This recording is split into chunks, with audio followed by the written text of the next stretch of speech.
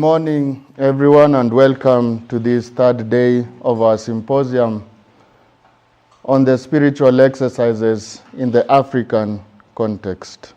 Let us begin with a word of prayer. In the name of the Father, and of the Son, and of the Holy Spirit. Amen.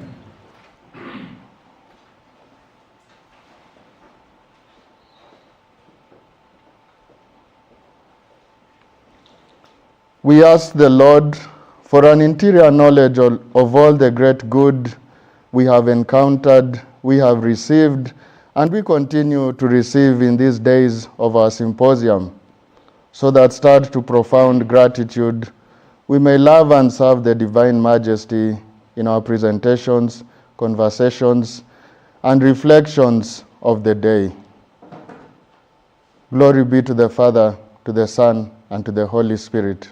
As it was in the beginning, now and ever shall be, world without end. Amen. Welcome again, everybody, and we welcome those joining us online.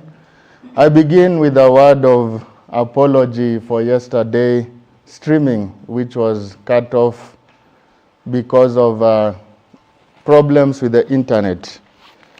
I invite you to today's sessions. And so today we'll be focusing on forming the person, the subject in the spiritual exercises. We shall have a keynote from Father Dominic Tomuseni, and then after our break we will have three people. Puleng will lead us through reflections on forming young people, forming the youth in the spiritual exercises. And Catherine Wayaki will talk about the spiritual exercises and the African family. And then Father Chuks Afiawari will talk about the spiritual exercises in the formation of African Jesuits. And then we will break for lunch and have our keynote, closing keynote from James Hanvey in the afternoon. And then we'll have evaluation in small groups and then come back together to listen to each other and to ask what is the way forward. That will be concluded by a general report, and we will finish our day with the Mass. At this point, I would like to welcome Orlien Folifak, who will be our moderator for this morning. Welcome. Good morning, everyone. Yes, I have the privilege to introduce Dominic Tomuseni. His description is not here, but I have the opportunity to do the internship with him in South Africa. So I know that he has a PhD. I think it's in Boston or Chicago, exactly, rather. And his area of interest is African theology, and then he teaches systematic theology at Tekima, I think since 2018, I think, or before. 19, okay. So I remember when we were in South Africa, he kept telling me about telling story about African issues, African theology, and I was very interested listening to him. And then I hope you will share some of this interest in African theology. Welcome him, Father Tomuseni Dominic. Yes. Good morning, everyone. Where I come from, it is very rude for a young person to speak while he's standing and looking at the crowns of the heads of the elders. So, but I should be sitting down. But anyway, because if things get a little bit tough, I can easily run away. So pardon me, and I feel very happy to be looking above Father Jean-Luc. I feel very superior and comfortable when he's there. We had on, at the beginning, the first keynote, Father Roberto gave the thing about narratives, which he got from Father Jean-Luc on how important narratives are. And what I'm going to present to you maybe are some narratives. Unlike Father Jean-Luc, I'm not going to tell you why they are important and why should I just tell them narratives, and I just share them with you, and hopefully you'll find them important and very useful.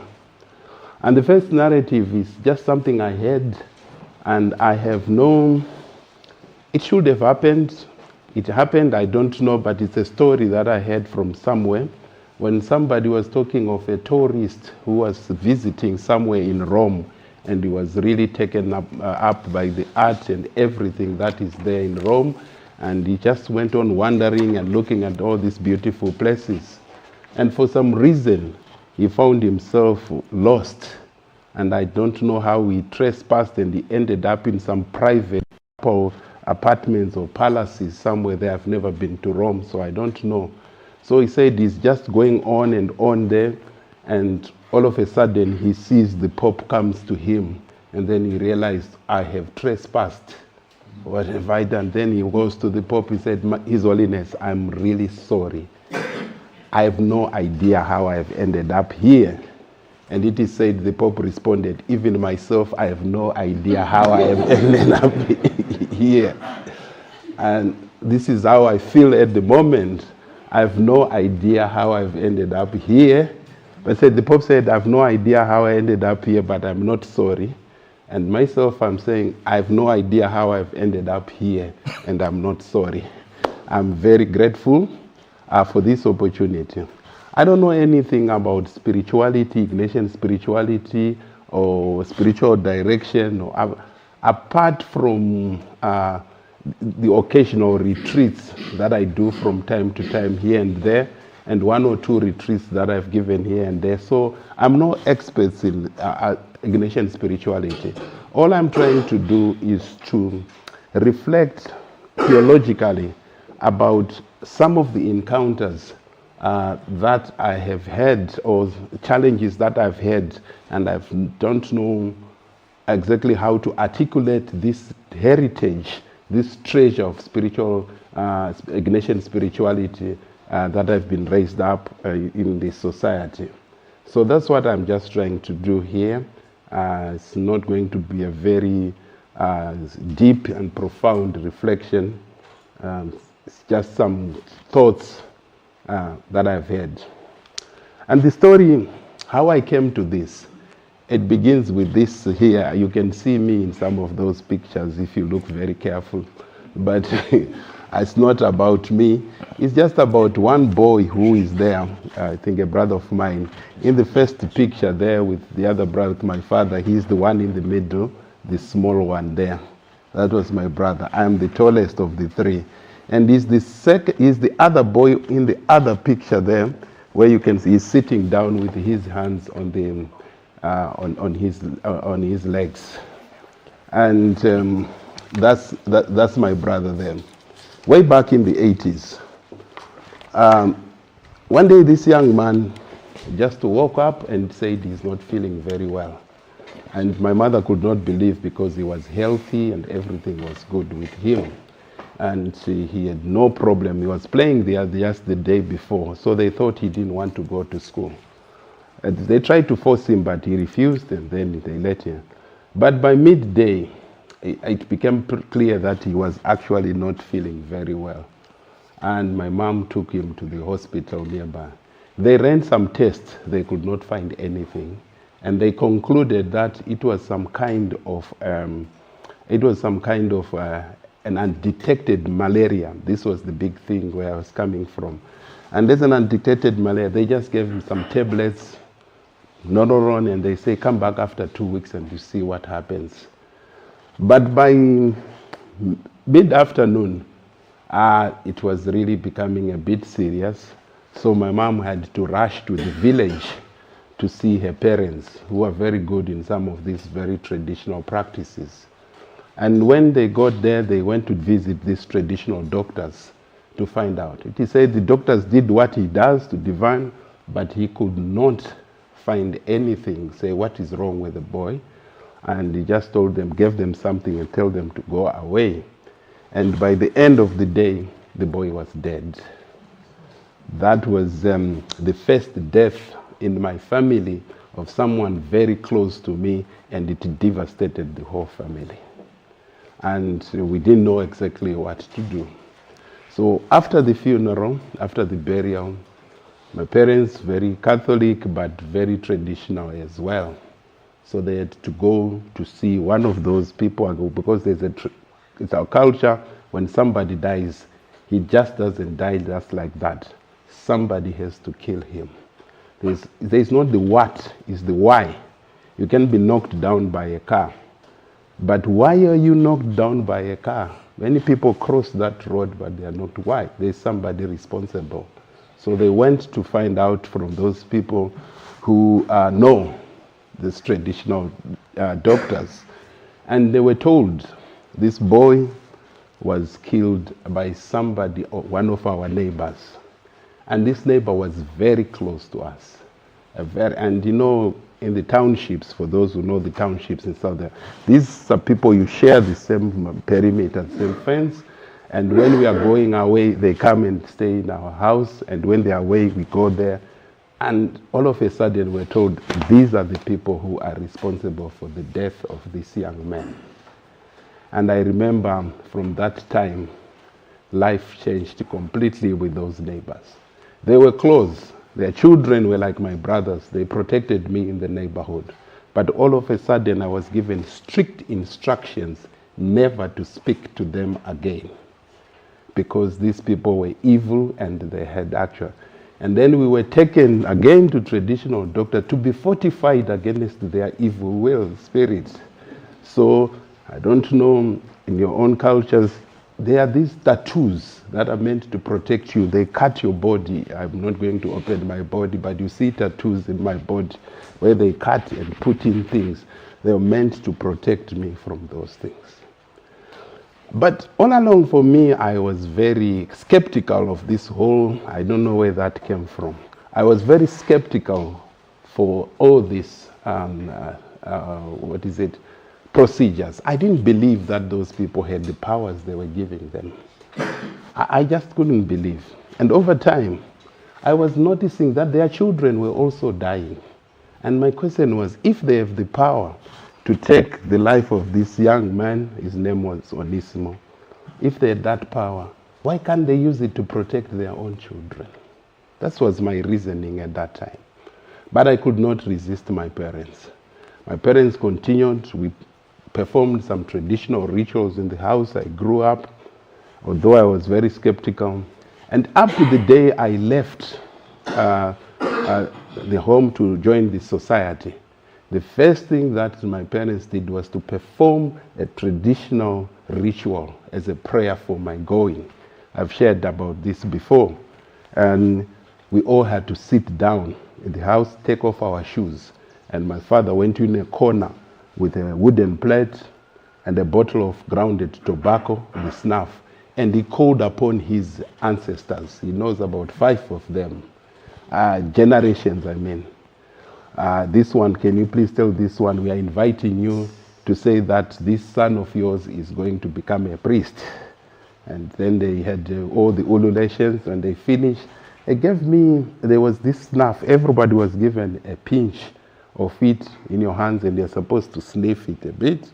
And then you sneeze. You know what happens when you take this? You sneeze. And my father said, it's a sign that the ancestors have answered.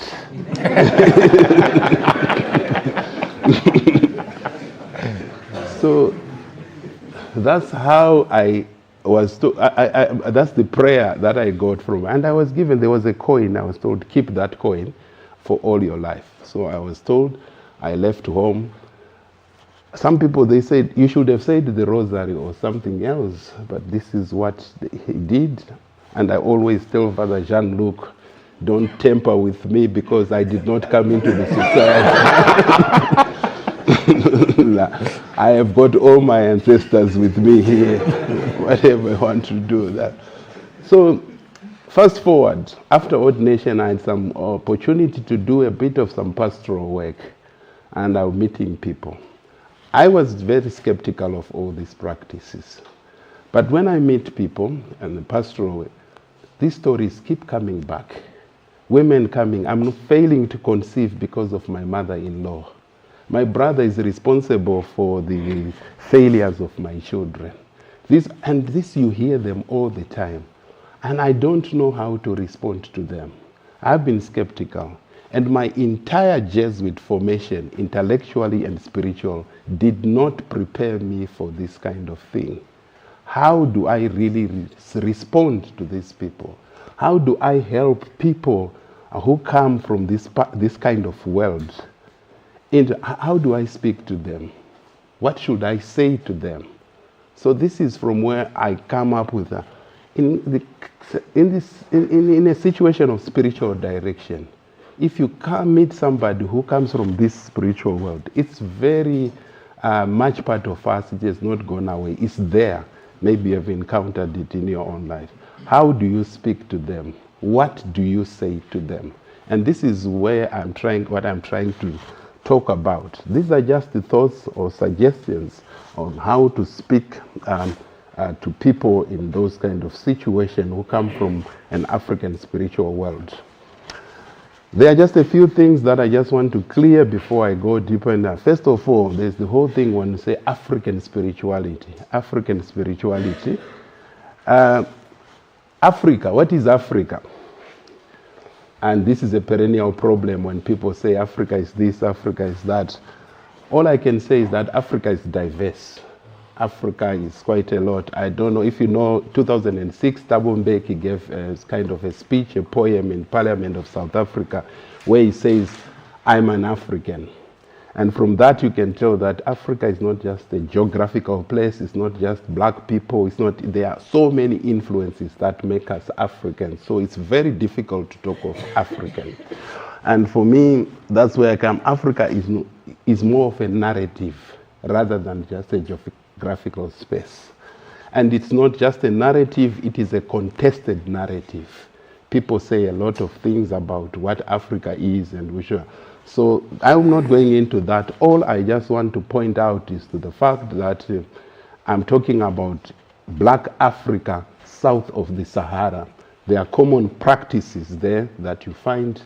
They might be different, but they are kind of relatable, especially among the Bantus, or the people who are known as the Bantus. And I'm talking of an African spiritual world, which is about some of these practices that I grew up with. That's a part of who I am. But this African spiritual world is different from African spirituality.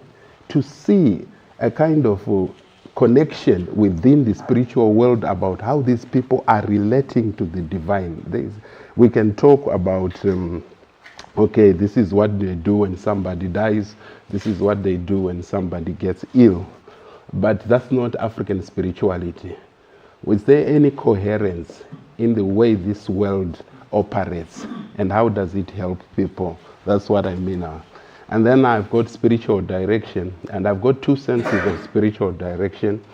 The first sense will be about the movement of the spirit within that African spirituality, which is very different from what you do when you are helping souls, when people are before you for retreats and for spiritual direction. That will be the last thing, and hopefully I will be able to say something about it towards the end. So this is what I want to talk about. African spiritual world has been kind of been demonized, and especially by Christians, missionaries. I have a picture here of Father Alfred Burbridge, who was the first, I'm doing some research on my home parish. He was the first parish priest of that home, and is kind of responsible for the Catholic life in where I come from, in Bari. Father Burbridge, SJ, he did a lot of good work to bring the faith, but there's something, if you look into his writings, which I have, when he talks of spirit-filled Africa, and for him, he see nothing except, demons and negative things in his own. And so his job was not just to spread the faith, but to fight this superstition that you found in Africa. That's what his Father Burbridge was all about.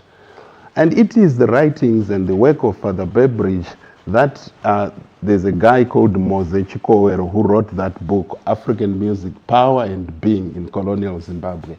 He said these people, the missionaries, they performed an epistemicide, just like a genocide. But an epistemicide is when you kill the structures of knowledge of people.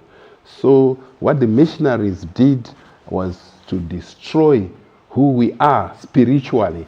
He's talking about music and how music is a very important part of our spiritual life.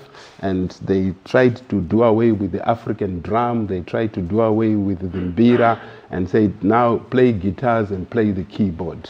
And he said that was a distraction of a people. And that was an epistemicide. So he stresses some of the political problems we have to these people. It's not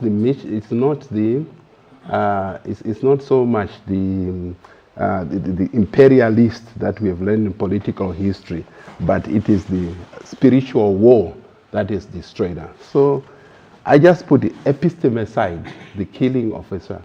Is it true? Is it true that, from my experience, that there is so much of African spiritual world that is very much among us, even with Christians. And we go to something that we call, inculturation. So we have found people who have tried to say this world is important.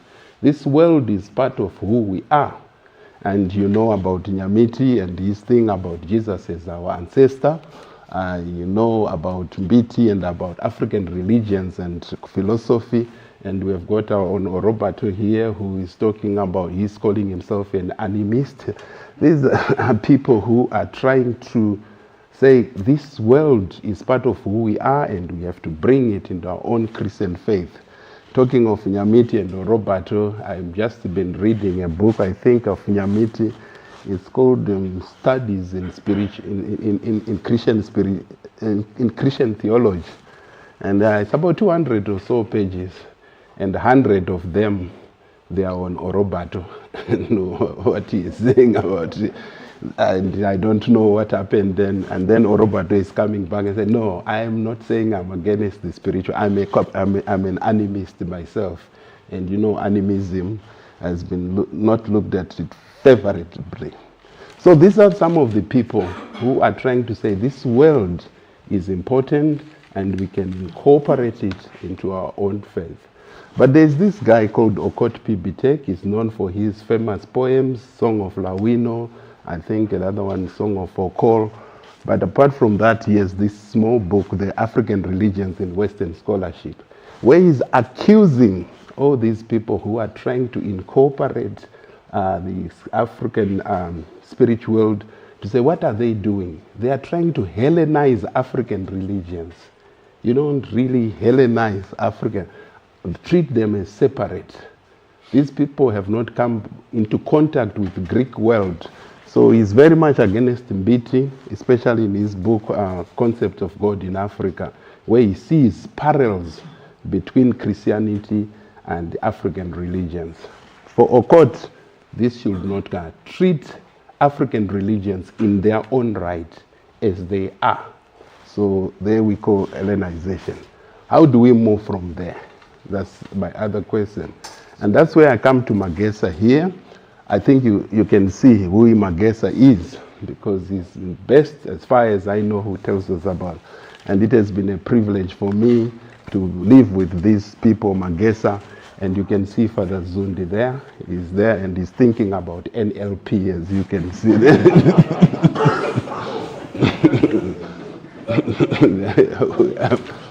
So we are there. So I guess that to the best of my knowledge, he has done something beyond just African spiritual, to give us an African. He has written a lot, but I've got only about 3 of his texts, which I'm still struggling to get around. Anatomy of Inculturation, African Religions, the Moral Traditions of Abundant Life, and I'm not seeing this. For Mwangaza, inculturation is about, what is it? It's a long process. It happens over time in a kind of an organic process. So, as in that process, he's talking about when Okot Bitek talks about Hellenization, it's an inevitable process. It is an inevitable process. All cultures, including including the Christian, Jewish faith, it has to move and interact with other cultures, and then it is transformed that way. So every culture has to interact with other cultures. Now I'm a bit confused because I thought I had about an hour. I didn't know I have only 20 minutes. And so, yeah, forgive me for this thing. So what Mwangaza is saying is going beyond just this is African spirit. There is a spirituality inside there. And it is from this book, What is Not Sacred. In short, I'll say everything for Africans is sacred. There's no distinction between the sacred and the profane, the physical, the material. They come to us. There's kind of an interdependence in all that exists. That's what I can say in short and in a very brief way. And he's following temples, those who know temples, about a vital force found in everything. And is critical of people who are criticizing temples, because for him, temples was not just he was not talking of just a hypothetical, speculative idea, but was talking of an invisible thread within that holds all existence together. So African spirituality is something about this world. It's about how everything comes together. It is an orientation of the community towards a certain horizons and purposes. It's an activity. It's not a passive quality if you are thinking of spirituality. It's a way of behaving. It is not just a state of being. So in Africa, we are not talking about belief or assent to doctrines. We are talking of participation in the values and real practices that connect everything to everything. I am going to tempt, because I think he says it himself better here, when he says, African spirituality is not a matter of mere belief. It is a pervasive quality of life that develops out of an authentic participation in values and real life practice, meant to connect members with deepest foundation and personal affirmation of identity. So I'll not go further into that. I would have loved to show you more on that. But what you see here is that the spiritual direction in African spirituality is coming towards us, towards this world, oriented towards this world. The whole, the parts, they are part of the whole. You move towards the whole, very much is one universe. This is not pantheism, because the divine spiritual mode is on the other side there. And there's a guy called David Ngong who also says something of this African spirituality. And he's talking of salvation in Pentecostal churches. That what they are doing, they are taking African spirituality in their churches. And what they do is they are looking at God has to make sure that I have a better life, I live well, I'm healthy, and everything is going on well with me. That's what you find in so there's an inculturation in Pentecostal churches when they talk of salvation. And this inculturation is taking the African spirituality in the church. But it is a problem, because the problem is it becomes to orient towards the self instead of orient towards God. The focus is on the self. And he end up recommending Augustine. And with that recommendation of Augustine, we really see how the dominant spiritual direction is within Christianity. It is when we move from this world to come to God. I could go and tell you how you can find it in Augustine, Pseudo-Dionysius, Bonaventure, Nicholas, and even Ignatius. But what we are trying to do is, this world is not bad, but it is just an instrument, a means to go to God. And yesterday when I was listening to the whole thing of sources, I could see echoes of that kind of spirituality. When we were told that the sources are meant to lead us to God. They are meant to lead us to God. They are sources, they are instruments. And you can see that on Augustine. And if you go to the principle and foundation of St. Ignatius, we are created to serve praise. Everything else is meant to help us go back there. I hope you can see, I'm doing this very fast, the different directions of the spirits. There's a spirit that has to come and make sure that I have got what? Abundant life. And the spirit that say, okay, it's fine to be here, but I have got to go back in the other side there. And that's what you find when you see these people coming to you. They want better, they want health, they want wealth, they want to have a full life. And sometimes we are telling them, it's okay, just for as long as it helps you to come to God. And that's where I see some connection with African spirituality. But this is not the only spirituality. There is somebody called N.T. Wright, a New Testament scholar, who writes about another form of spirituality in Christianity, which you find in the New Testament, and it is about this world. And he's writing about the resurrection, how the resurrection is is not going away to another universe. It's coming back to us. What we had earlier is very much influenced by Greek philosophy of Plato, where we need to move out of this world of shadows to another world.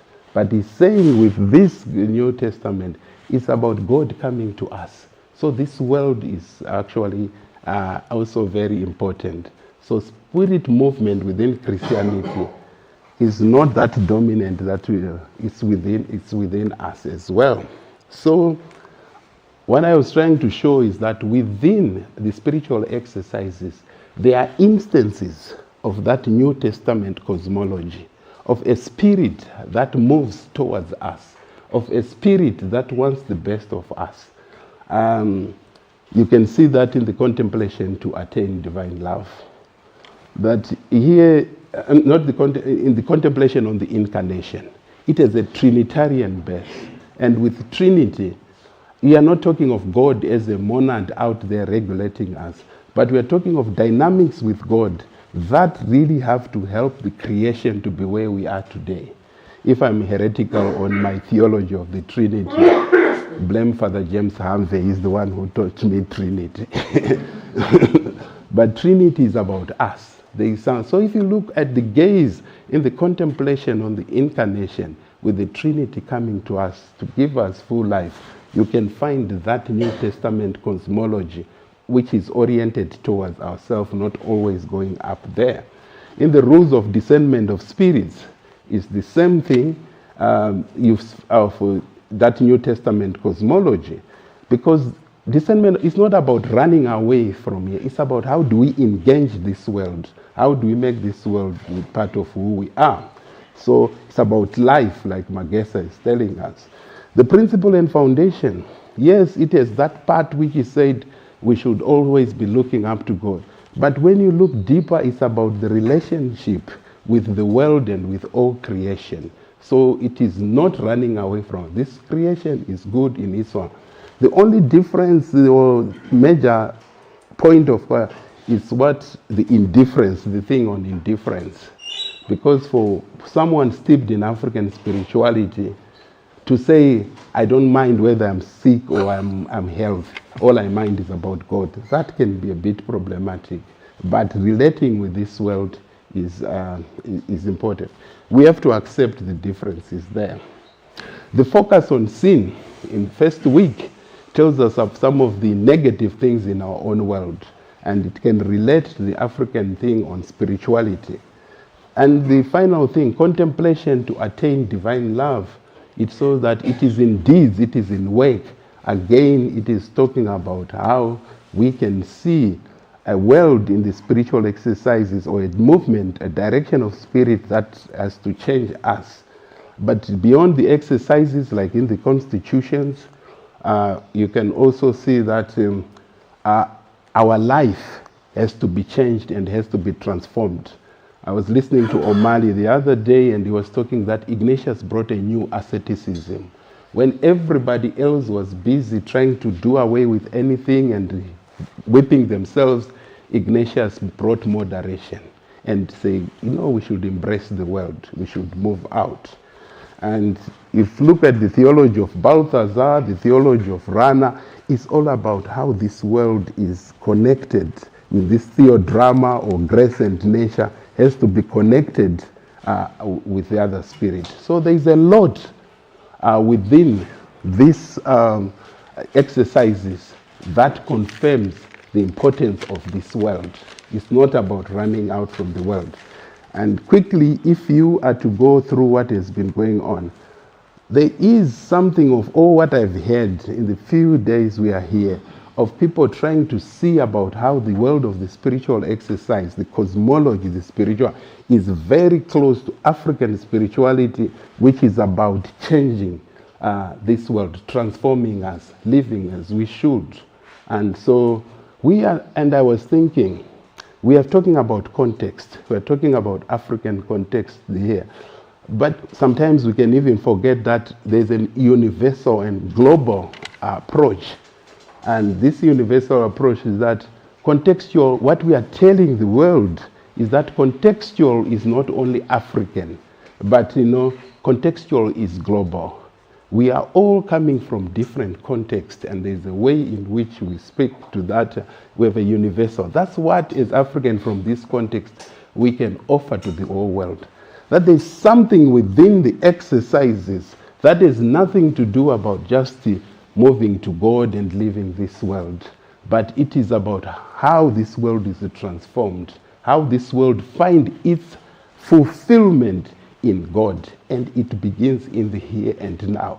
I liked what the lady who talked about spiritual exercise and women, and she focused on the body. Embodiment. What Zundi was talking about, NFLP, is about the movement, the tend to the subject. Look at the subject. And Olirian mentioned something about the people they meet. They are bringing problems, and this is what we have to look at. So there's a world here that is important and is loved by God and wants the best of it. Let me just end here with that very quick things now to talk to the final thing. So what do you do when you are in a situation with somebody who comes from an African spiritual world?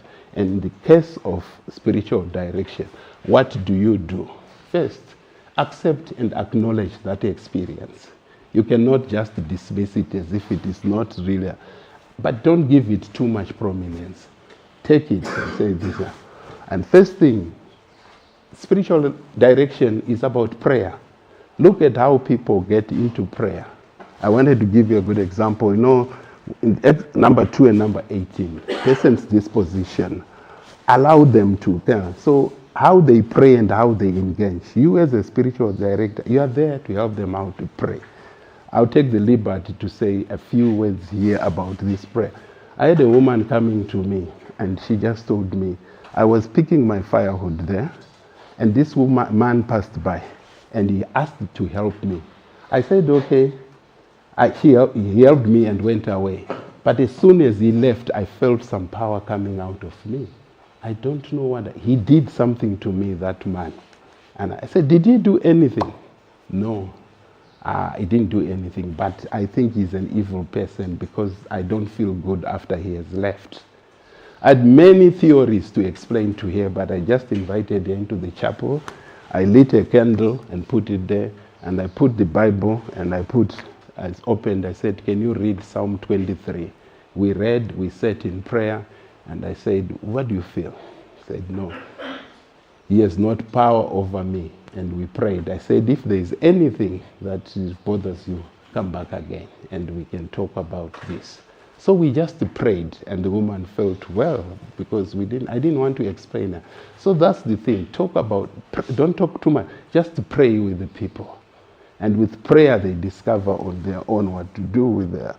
And everybody, again, is talking, if you look at the African spirituality, thinking about the goods and benefits that they bestow on us, look at how these benefits, there's other benefits that are good.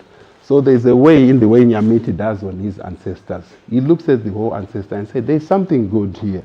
But beyond this, there's something even more. So Jesus is an ancestor in one area, but is not an ancestor in the other area. And maybe you can end up with now what I call the pastoral theological moment, where we can now start discussing at least being led by an annotation number 22 of the exercises, where you really want to know the best of this and allow them to know the best, then some theological discourse can happen there. But begin acknowledgement, prayer, and how we can find the good in all these things that can help us to see something beyond that good, and maybe then we can have theology at the end. To be honest, I had to rush towards the end because I thought I had more time, but I was given 1 hour only to be told 20 minutes, so I had to rush things. But I hope I've communicated, and honestly, on my own, I don't know where I'm going with these things. I have no idea, so let me just stop here.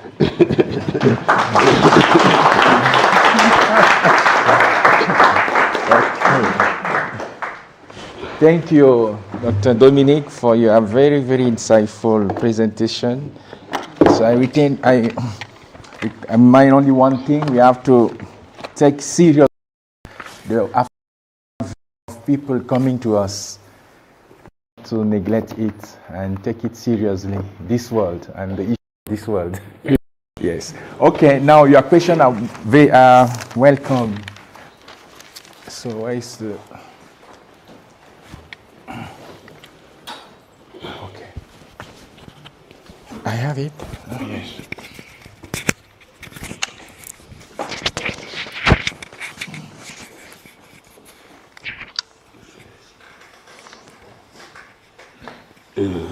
See?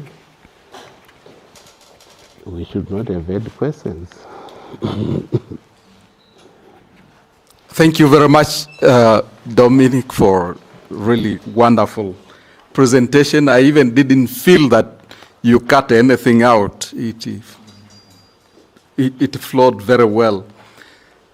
I've had some reason to reflect on two figures in the history of religion in Zimbabwe, and one is Henry de Pescher, the Jesuit who led the mission into that part of Africa, and the other one is Mbuya Nehanda, the woman who was very prominent in the war of liberation, if you wish.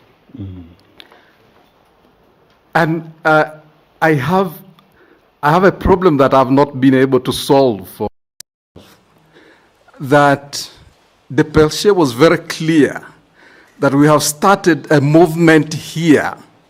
It is something of God and it will never fail. He was absolutely clear in his Christian faith. And Mbuya Nehanda, when she was being led to death, she was hanged for resisting the colonial occupation. They offered her a chance to be baptized, and she refused. She said, no, I will die in my ancestors' religion, and my bones will rise again. And I look at Zimbabwe today, where I both celebrate the success of the Jesuit mission in Catholicizing that country to the extent that they succeeded. And I also see a nation that celebrates Mbuya Nehanda. Indeed, her bones rose again, if you wish, in the second Chimurenga and all that. How do we reconcile these two figures? I have not found a way. Thank you. Yes.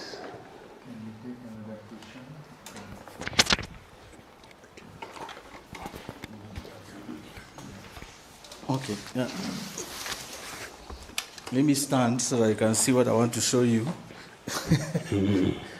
So today I decided to, when I talked with Thompson yesterday, so I decided to dress like this today to to talk about it. So if you see my hand, I'm wearing a cowrie. So some years ago, I was coming back from town to Ekima, Ngong Road, and I was wearing cowries. They are actually more than this. I was sitting beside a young lady, and Itwa was on my other side.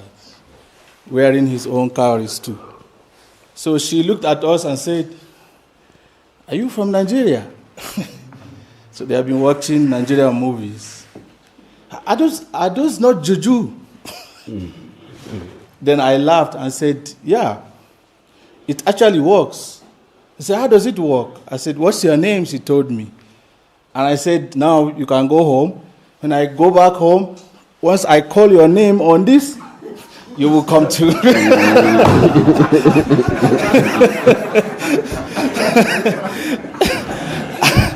And then she was scared. She was scared. Then I said, "No, I'm joking. So I said, "No, it's just, like wearing bangles and chains and beauty." Now, fast forward, I am now a priest, and I am giving a retreat to over 180 priests.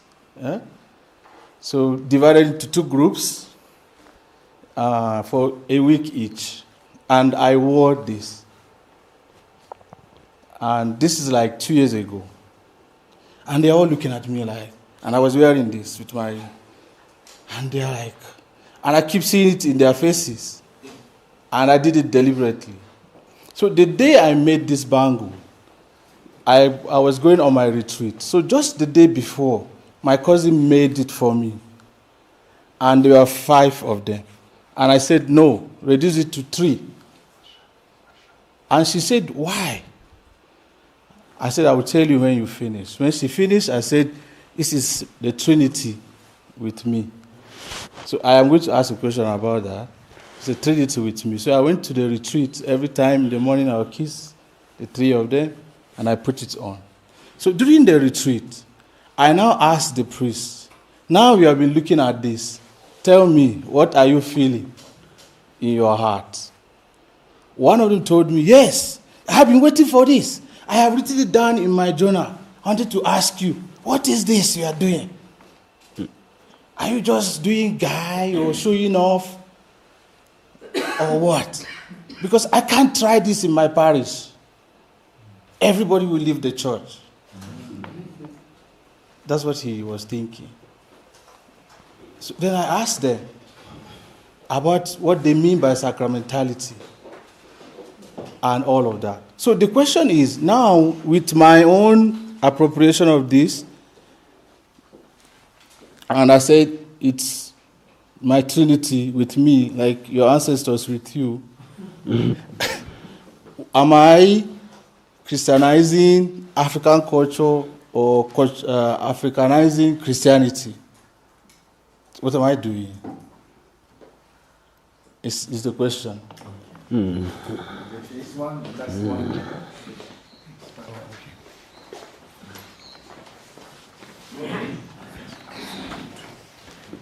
Okay, thank you. Thank you, Father, for the inspiring and intriguing presentation. You said, I think you referred to Father Mwangaza, the late Mwangaza, that African spirituality is an activity, not passive spirituality, a way of behaving, not a state of being. Mm-hmm. And I have 2 reactions to that. One is, in this, there has been said that we are not human doing, but we are human being. And some people would say we are not even human being, we are human becoming. And would you say that African spirituality is about human behaving? That's my first reaction. And the second reaction is related to how would this be related to the concern of the epistemicide? I like that new word. Mm-hmm. And so how do you personally see in some cases how we do the spiritual direction that may also contribute to that epistemicide? Mm-hmm. Thank you. Let him answer this first set and then Jason. Oh, thank you very much, Father Festo, pointing on to that other paradox, I call it, what we find in Zimbabwe. On one hand, we have these Jesuits, successful, celebrated for their many things that are. But on the other hand, we have Buyanianda, who is also celebrated with a big statue in the city center of Harare for resisting what the Jesuits were trying to do. So how do we put the two together? And how do we reconcile this thing? I think, I'm not, to be honest, I don't know how do we reconcile, but maybe what I was trying to say, you know, towards the end there, that we should acknowledge each other, that there are kind of differences, and then maybe through some kind of prayer we find some common ground in which we can, and I think many people are living in that kind of schizophrenia, some people call it, where they are happy to go to church and do whatever, but also they are just happy to go to their traditional rituals. Somehow they've managed to live with the two with no problems. I go to Zimbabwe to do a memorial of somebody who has died, but I know that immediately after Mass, some traditional brews, and they are going to perform the traditional ritual after the Mass. And you can go, thank you, Father. And then so I'm always looking at these people and say, yeah, they live in both worlds with no problem. So maybe this is what Mwangaza was talking about when he was talking culture, when it encounters other culture in a kind of an organic form, without so much human intervention, it finds a way of blending and coming together. And these things, they take time for them to understand that maybe we can live together without much, and you can move from one world to the other without problem. But still, for others, it's a bit of a crisis. And I think it goes for them to hear about, are we Christianizing African tradition, or are we Africanizing African tradition? Maybe we are doing both. Maybe we'll find a way in which these are. And thanks very much for mentioning of dressing and everything that we are doing. It's very important. There's a certain kind of dressing. Jean-Luc forced me to wear a clerical this one. I was not intending to do that. But I did that because there is something else I was told, that if you want to become a little bit unorthodox, please wear clerical. People say, but no. If you want to become too orthodox, don't wear clericals. So this is how you have access. But yeah, these are things that both are happening at the same time. That's all I can say. And now to the question about whether African spirituality then, is it just about doing, or is it about being? And I feel this is the struggle that we have had in Christianity, how we bring these two worlds together again. Because the whole thing of being and doing is coming from some philosophical trends that we find in modern philosophy there, and how we can come in them. And people are saying, no, you're talking about activity. But I'm still convinced, I'm not sure, that the doing part is very much part of our spirituality. I go to do adoration, holy hour. I expose the sacrament there. If we are among Jesuits and somewhere, they will be quiet for 1 hour just looking there. But if I'm in a parish, they'll start singing from the church. They are not feeling uncomfortable, but just sitting there and watching there, it doesn't speak to them. You see that? So the doing part is a very much, I'm not saying that it is the best or the only way of doing things, but I always try to insist that they should always maintain some kind of silence to give them a taste of what it is, because sometimes they don't know some of these things. And also for the others, I always say sometimes they should have some activity with them. Again, we need both, but the question is how do we bring them together? And the last comment you said now, how are we contributing to the episteme side that is going on, that Moses Chikowere talks about, healing structures of knowledge of other people? I think sometimes we can be very arrogant. We can be very arrogant. When people come, what some of the missionaries did to dismiss her, sometimes it's still happening. I give an example there in the village there. I told you that these people want to perform rituals to bring the spirit of the dead. And the Catholic Church teaching on that is you don't do that, you don't bring the spirit of the dead. You must pray for the dead that they go to God. But people, what do? So they call their priest. he does the Mass, and after Mass they perform their rituals. And the parish priests, most parish priests, when they hear that a traditional ritual was performed in that household, they excommunicate that family. I've seen it happening in Zimbabwe. We heard that you called a witch doctor and you performed this, you're not going to receive any sacrament, and I'm taking your uniform. I think those are some of the ways in which we are continuing with the episteme side. I talked about respect, about giving people, you see, their position, and engage with them slowly through prayer, and we come to some kind of, but episteme side is still happening. I thank you very much. Thank you.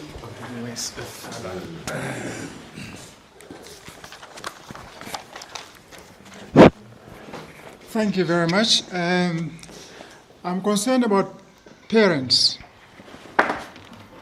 One parent came to me and he told me, "Father, I'm sorry, I don't know what it means to be a parent today, what it means to be a husband today, what it means to be a father of children today." I don't know how do you have responded to that. That is one. Two, young people, many of them, can no longer speak their vernaculars. Very few can speak their vernaculars, which means something is being lost, and this is a symbol of a changing world.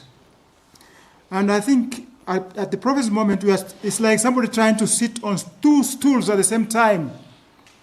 There's a tension between what has been and what is coming up, and it's taking all of us by storm.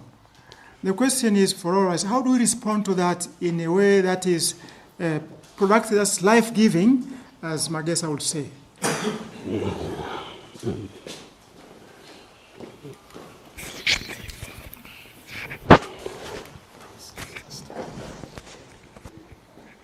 Thank you, Dominic, for your brilliant speech. I just want to ask you a question about how, first of all, you have welcomed the fact that African spirituality has its own way of doing. And I admire how you said you have to welcome to know what they are doing. Then the example you have given with the lady you went to pray with, you have given a solution, but you didn't systematize, you didn't formalize a way of responding to the fear in this culture. According to me, I think that what Christianity does to our culture is to enter to the point of view, welcome that, transform what is good to better, and exercise what is fearful. For example, in Burkina Faso, we are doing Christian funerals. It's gather the traditions with the Christianity. And this is the conference that have done that. I think there's a way of conciliating the things.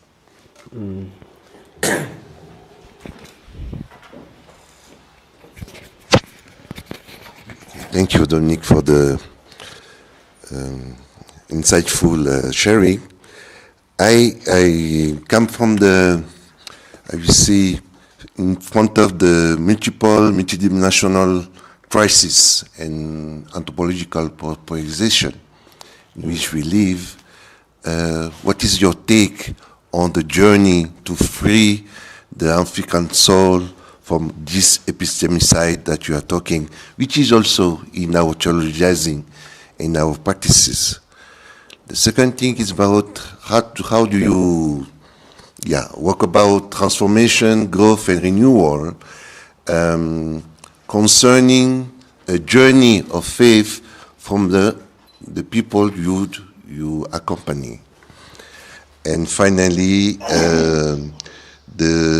how do you use the discernment, Ignatian discernment tools for issues that you raised in the beginning about accusation, but also different kind of etiology of the evil, or whatever suffering that people are going through. Thank you. So let him just answer this one, and then he shall move on. Yes. Yeah, this is becoming a bit complicated here. Talking about parents and children and how they should become. Really, to be honest, I was once invited to, in Canada to say to the Zimbabwean families there, can you tell us how to raise children in the diaspora? And my response was, I've never raised the children anywhere. So I really don't know how to become parents, but how to become parents. And there's something that maybe I've learned when I was giving that talk. I had to ask someone, what should I say? And there's something that she said, this is the only way I can respond to your question, what this lady told me. Said, when I look at my children, they are no problem. Here in America, they've got a lot of problems. They end up with the law, the drugs, and everything. But my children don't do that. And when I think of, they go to school, they do what they are, and they are. And if you ask me for a formula, how did I make my children to be where they are? I don't know. I don't have. The children, they are just who they are, and they are a gift. So the best thing that I should ask you is pray for your children. Do not hesitate to put them before prayer, because it is God who gave them to you, and God knows how to deal with them. So normally with parents, I always, and I've had parents who insist because they have that hope. I had a kid that who was having problems, and I was trying to say, go and see psychologists, but this mother said no. I think of St. Monica. She prayed for her son Augustine, and she ended up. So that's another way that you have the hope. You have to pray. You have to find some ways. Things work out and do so. That's what I normally encourage parents. But where we come from, we say, the only one who knows how to raise a child is the one who doesn't have one. So that's how it is with parents. Honestly, it's a bit complicated. And about now, it's vernacular that most children, most young people, maybe they no longer speak the vernacular language. When I was listening to Festo and even Robert, I think, talking about vernacularization and talking about, there's something that came to me that they are not talking about language as in the words that we use, but there are certain concepts and certain ways of being that relate to these people. There's a certain, it's not just I speak in English or I speak in Shona, but there are all sorts of problems. I was saying my worry in living in UK and America with a different community, I have to explain a lot before I talk to these people because they don't have certain images that I'm using, and it can be very difficult for me. So what I see with young people, they can change their language. They can come up with sheng in Nairobi or different other kinds of slangs. But there's something fundamental that is of their default setting that they go back to, whatever the situation, especially in time of crisis, sickness and health. The language, the way they speak about these things is completely different. It brings them to their default setting. So I'm not really what it is. Vernacularization, lack of language is something that, but there's a certain humanity, a certain way of being that doesn't go away, no matter how much you change your language. At the Kim, I give them this example that I'm sometimes speaking Shona using English words. How many times do I say, your clothes slept outside? They said, no, clothes don't sleep. You left your clothes outside. So there's a whole mentality within me that is, so language, if we take it the way it was taken, find a way that relates to these people. And I'm very confident it's still around. The thing, Father Zundi, you're talking about, okay, systematizing. I teach systematic theology, and I tell you I'm becoming more and more, I'm not convinced with it. I don't think this thing, like I go back to Mwangaza, it's not a very systematic way. Things happening, and then we make sense of them as we come. I go with the likes of Karl Barth, who talks about constructive, when things open up to you, and then you can add something else. This whole thing called constructive theology. It's an open-ended reflection. where you end things as you go along. So yes, there's one incident there, there's another. Maybe over time a pattern will develop and you can see what is happening there, and then you can actually. So yeah, to systematize a response might be good, but I think we end up killing certain areas there that are very important. So I don't, even if you see in my presentation, I'm just telling stories, it's not systematic. It's here and there.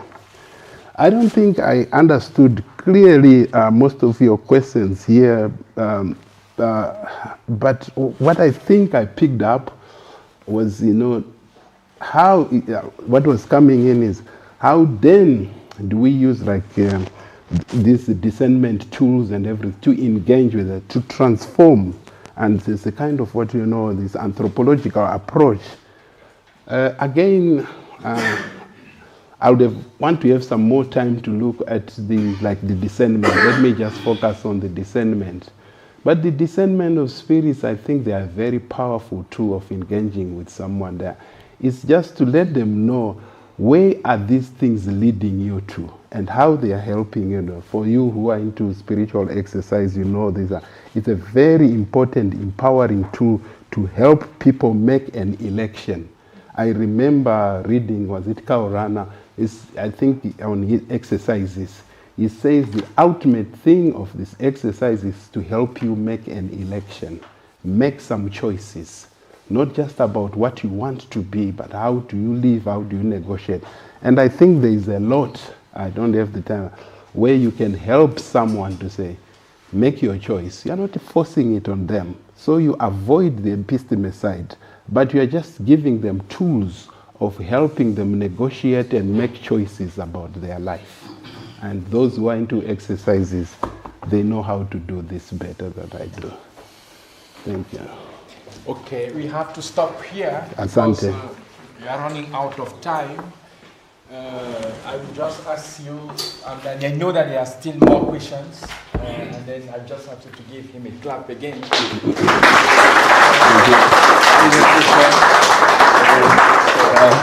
Thank you, Father. Asante sana. Yes. So we are going on for break, and according to the... You want to say? So thank you. We thank Father Polyphart and also give him a round of applause. So we'll come back at 10:35. We take our break, we come back at 10:35. Today, JRS, Jesuit Refugee Service, are displaying and selling some handicrafts. As you go out for your breaks, you may look at them. The Paulines are also with us here today with their books. And also Mwangaza have some things like honey and some jumpers. And if anyone wants, they can go to Sister Josephine's office and look at them. So thank you for this morning session, and we resume.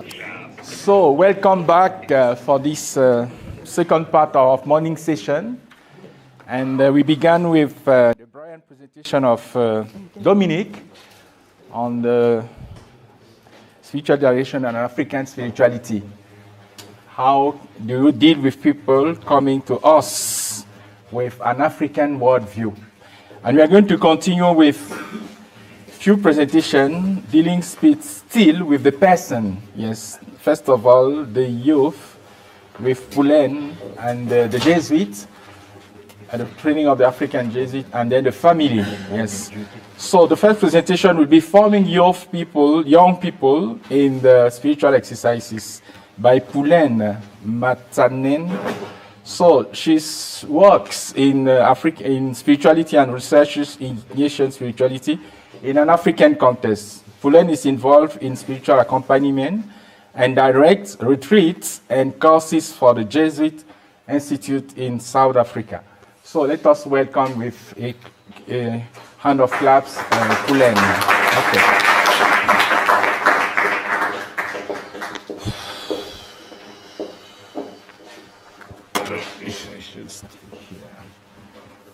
Good morning, everyone. I don't know what Father was talking about earlier, standing and But anyway, that's the best way I can Exactly. do or use at this moment. Just to begin, South Africa has been a democratic country since 1994 and even nicknamed the Rainbow Nation by the late Anglican Archbishop Desmond Tutu. The Truth and Reconciliation Commission, TRC, was established in 1996 to help heal the wounds of many South Africans who were hurt during apartheid and to help bring peace to the people of South Africa. In addition to bringing the much needed peace, its purpose was to build a new nation. The late Archbishop Tutu said this at the opening of the TRC. We are charged to unearth the truth about our dark past, to lay the ghosts of that past so that they will not return to haunt us, and that will thereby contribute to the healing of a traumatized and wounded people.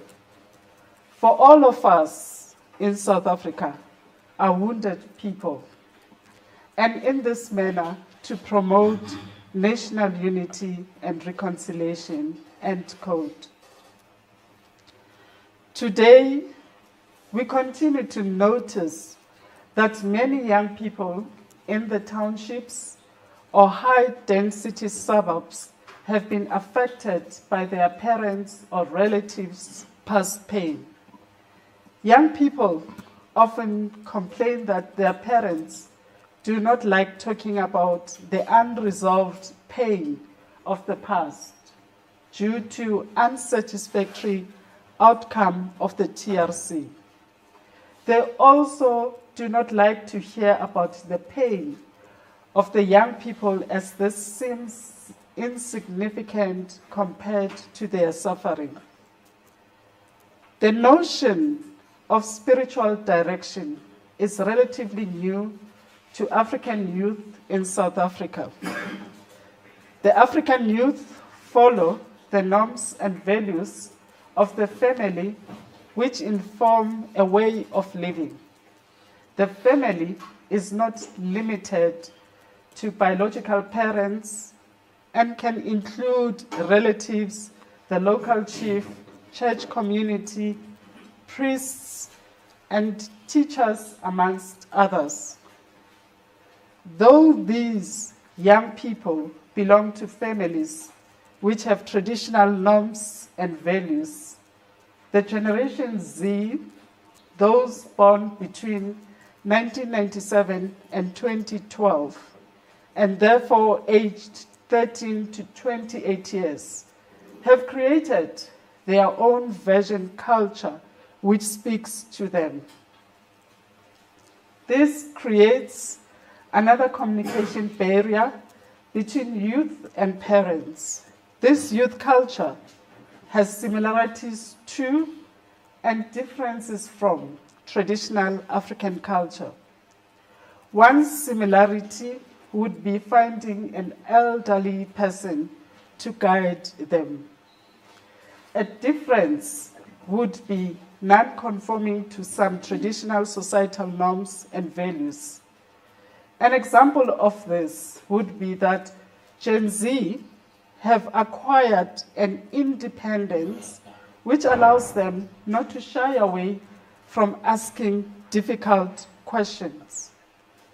This is where the difficulty arises between a youthful generation which asks difficult questions and an older generation which is still not prepared to talk about the issues.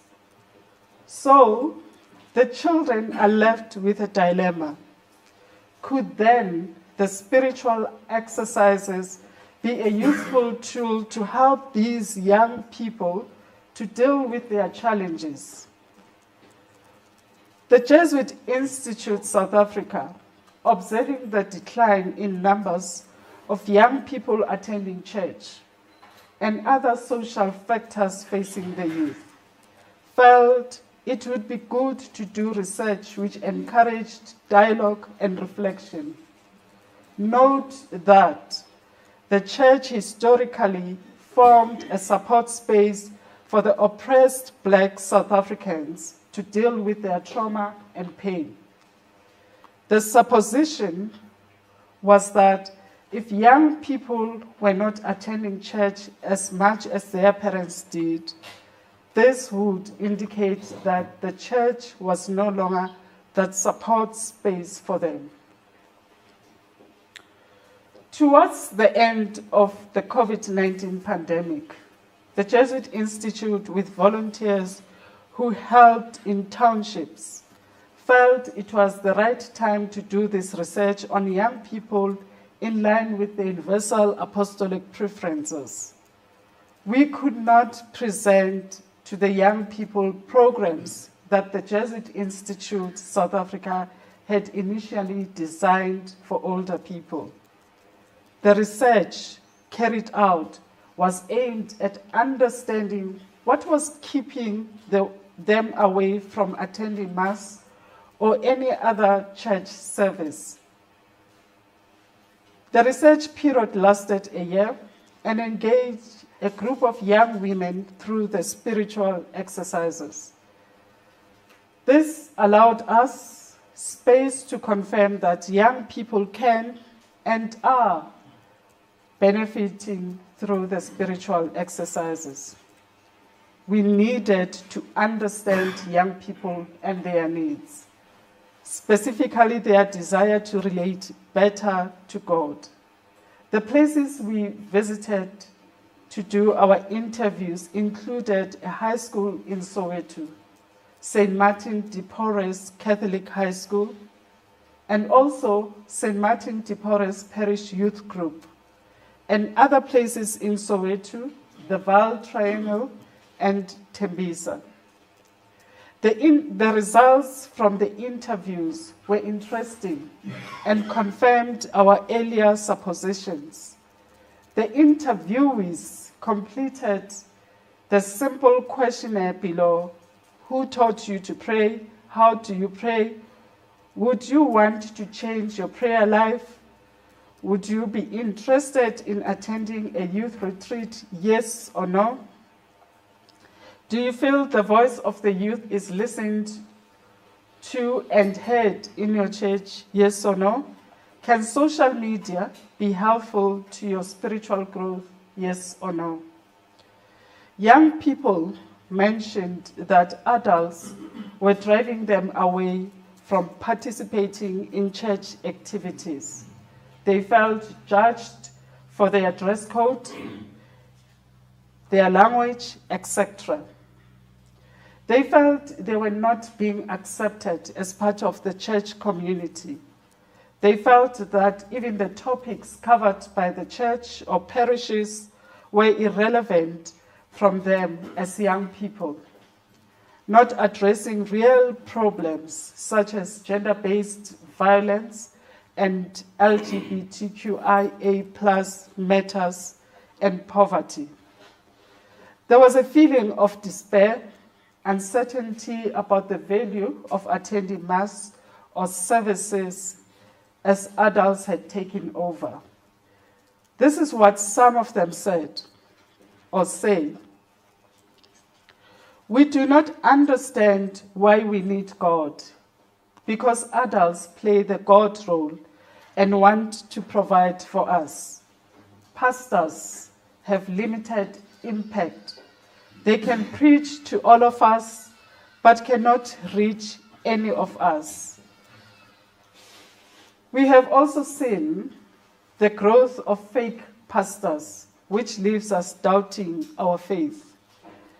The slow progress in dealing with safeguarding and sex scandals they found hard to comprehend, and said it made them afraid, and even spaces where they thought they would be safe. Many found the church asking for a lot of money which they did not have because of the high unemployment that exists.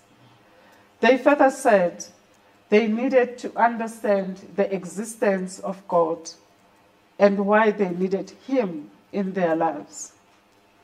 Young people mentioned they wanted to learn more about prayer, which help they were not getting. When the late Archbishop Tutu was asked about what was the worst thing about apartheid, the late Archbishop's response was, "It ultimately makes you doubt that you are a child of God. You might think it is not working on you, but it is in fact corrosive of your self-image.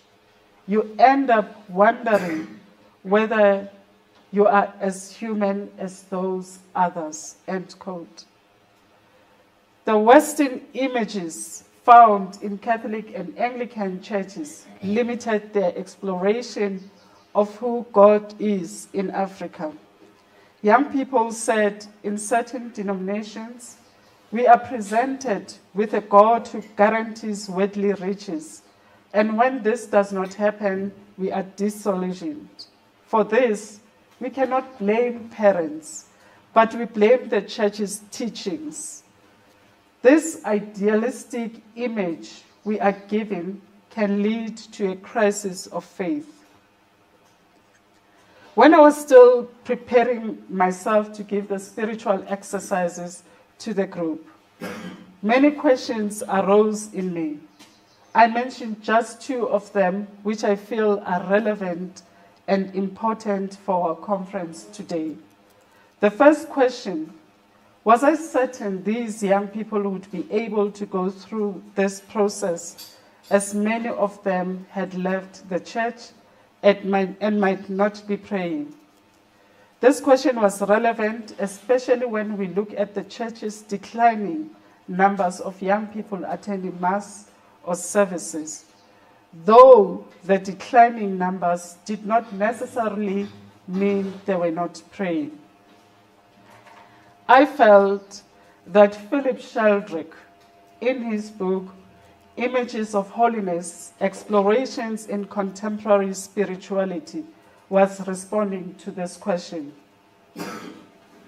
I quote, "Contemporary surveys of religious beliefs and practice in the West seem to show that even among those who no longer claim membership of a church, prayer is still a common feature at times in their lives," end quote. The second question was about whether to give the spiritual exercises in a group setting or individually. In planning the exercises, I decided to use the group model. From previous experience, I knew this model of spiritual accompaniment would work well because it followed the preferred African tradition of gathering communally to pray, share, and listen. Rosemary Doherty says, I quote, "Group spiritual direction is grounded in mystery.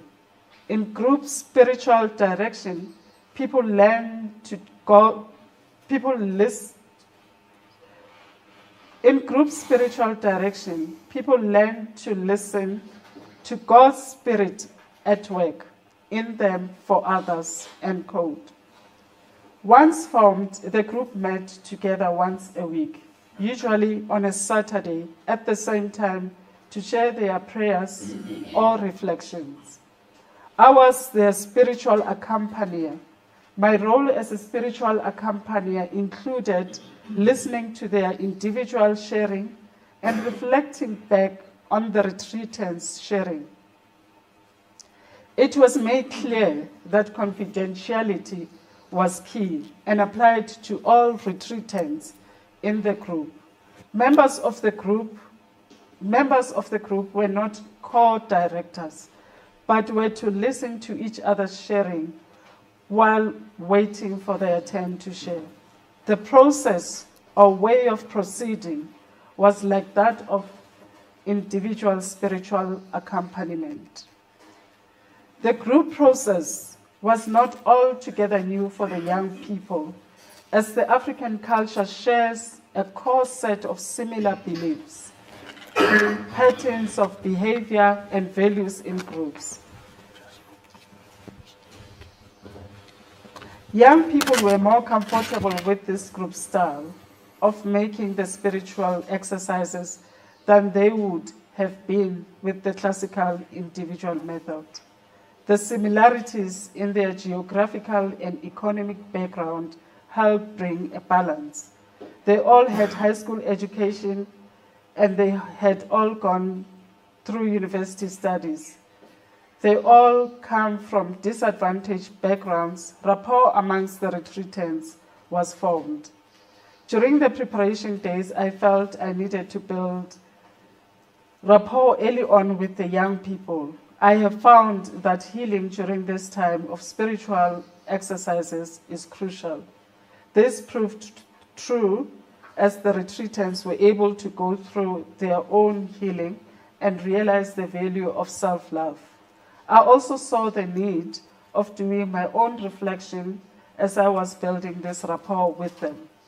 An important thing was to remind myself of the generation gap. Both generations, mine and theirs, belonged in South Africa. My generation is called the struggle generation, and the retreatants were the Gen Z.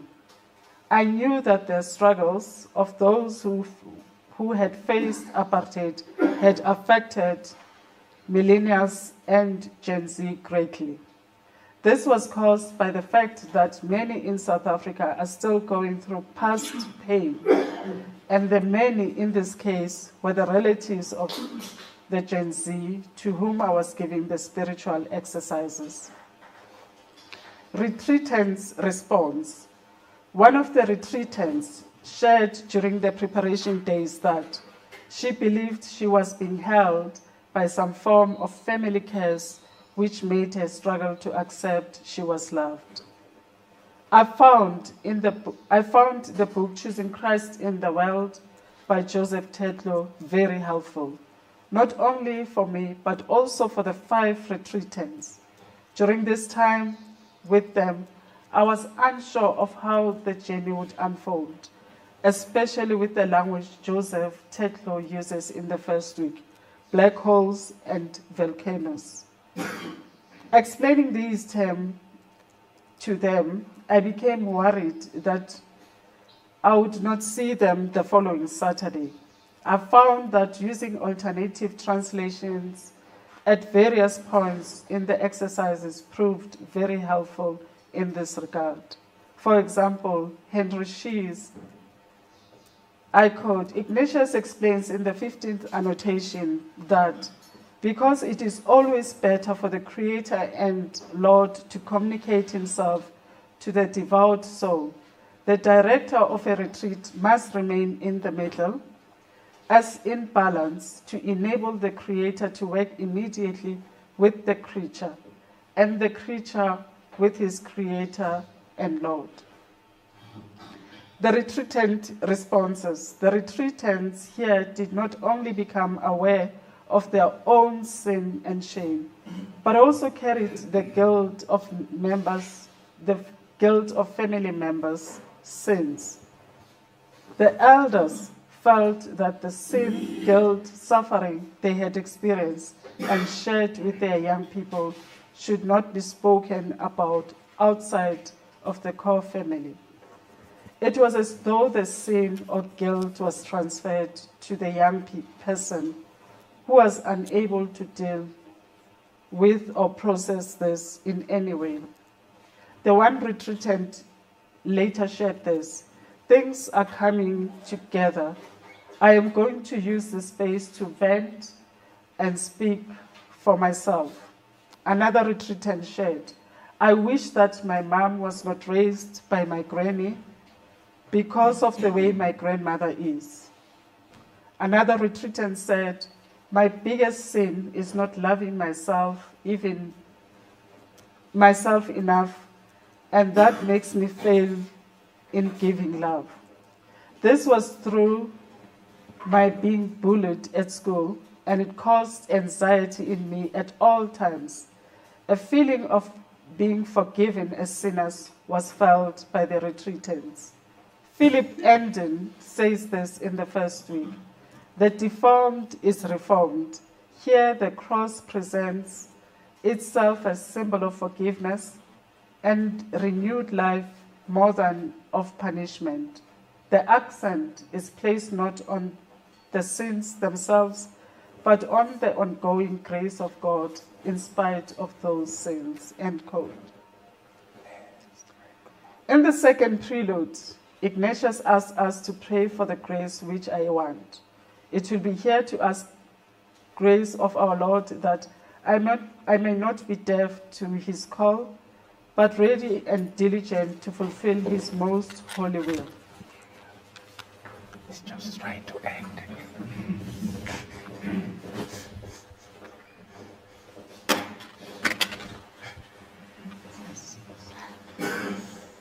Okay, I'm sorry.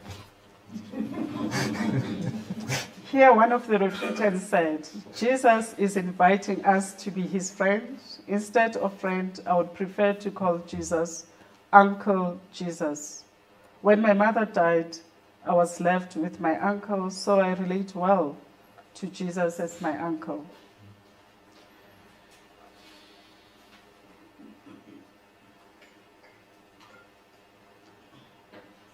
The third week, Michael Ivins says this.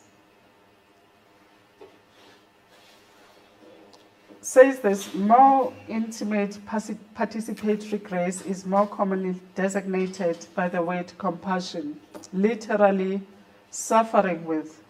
St. Ignatius here in the exercises allows us to begin with the journey Jesus and his disciples take from Bethany to Jerusalem.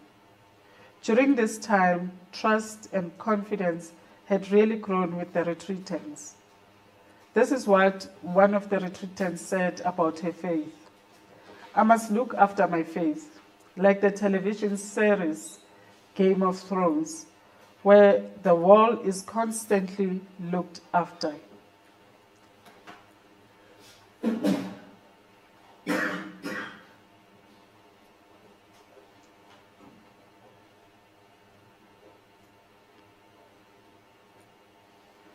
The contemplation to attain love begins with a point that seems to be common sense, but which must be continually kept in mind. Louis Poole says this: love ought to manifest itself in deeds rather than in words. One of the retreatants, who is a catechist, said, "The Lord is helping me as I work with the kids, that I should not judge them, especially with the traumas they are facing. I need to allow the Lord to bring peace in their lives." Go to the conclusion, please. Amen. Yes. So now we are to welcome Catherine Wayaki. She's married, mother of 2 young adults and a teenager. She's passionately involved in family education, including marriage preparation for couples and parenting, both with her husband, Wayaki, and in a personal capacity. A committed member of the Christian Life Committee, she has served as president of CLC Kenya and now sits as a consultant on the World Leadership Team. Deeply engaged in Ignatian spirituality, Catherine offers both spiritual and retreat direction and leadership formation within and beyond CLC, including internationally. She advocates for whole-person formation rooted in African realities and works closely with Jesuit networks to train others in discernment and accompaniment. She has built a professional career in insurance, complemented by leadership in strategy management, spanning several industries. Let us welcome Catherine Wayaki, who is going to speak on the spiritual exercise and the African family. Welcome her. It is a pleasure for me to be before you to share my experience and thoughts on the spiritual exercises in regards to the African family. Two items I am very passionate about, both the spiritual exercises and the African family.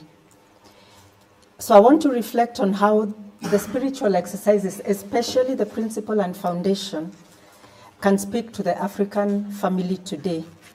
And I think it's very relevant because if you think of all the Jesuit UAPs, they fit and are lived and can be lived in the family. CLC also noticed that the family is very important and has an apostolic, not an apostolic, what do we call it? We have an apostolic leaning towards family, and we also consider family marginalized. So it fits in the UAP too, I think. On marginalization, it's got the youth. This is where you learn how to care for your home, and spiritual exercises can help. I'll use the metaphor of the hearth, both literal and symbolic, to show how Ignatian spirituality can help us to tend that sacred fire that still burns in our homes and hearts. Why the hearth? In many African cultures, the hearth is not just a place for fire. It is the sacred center of the home.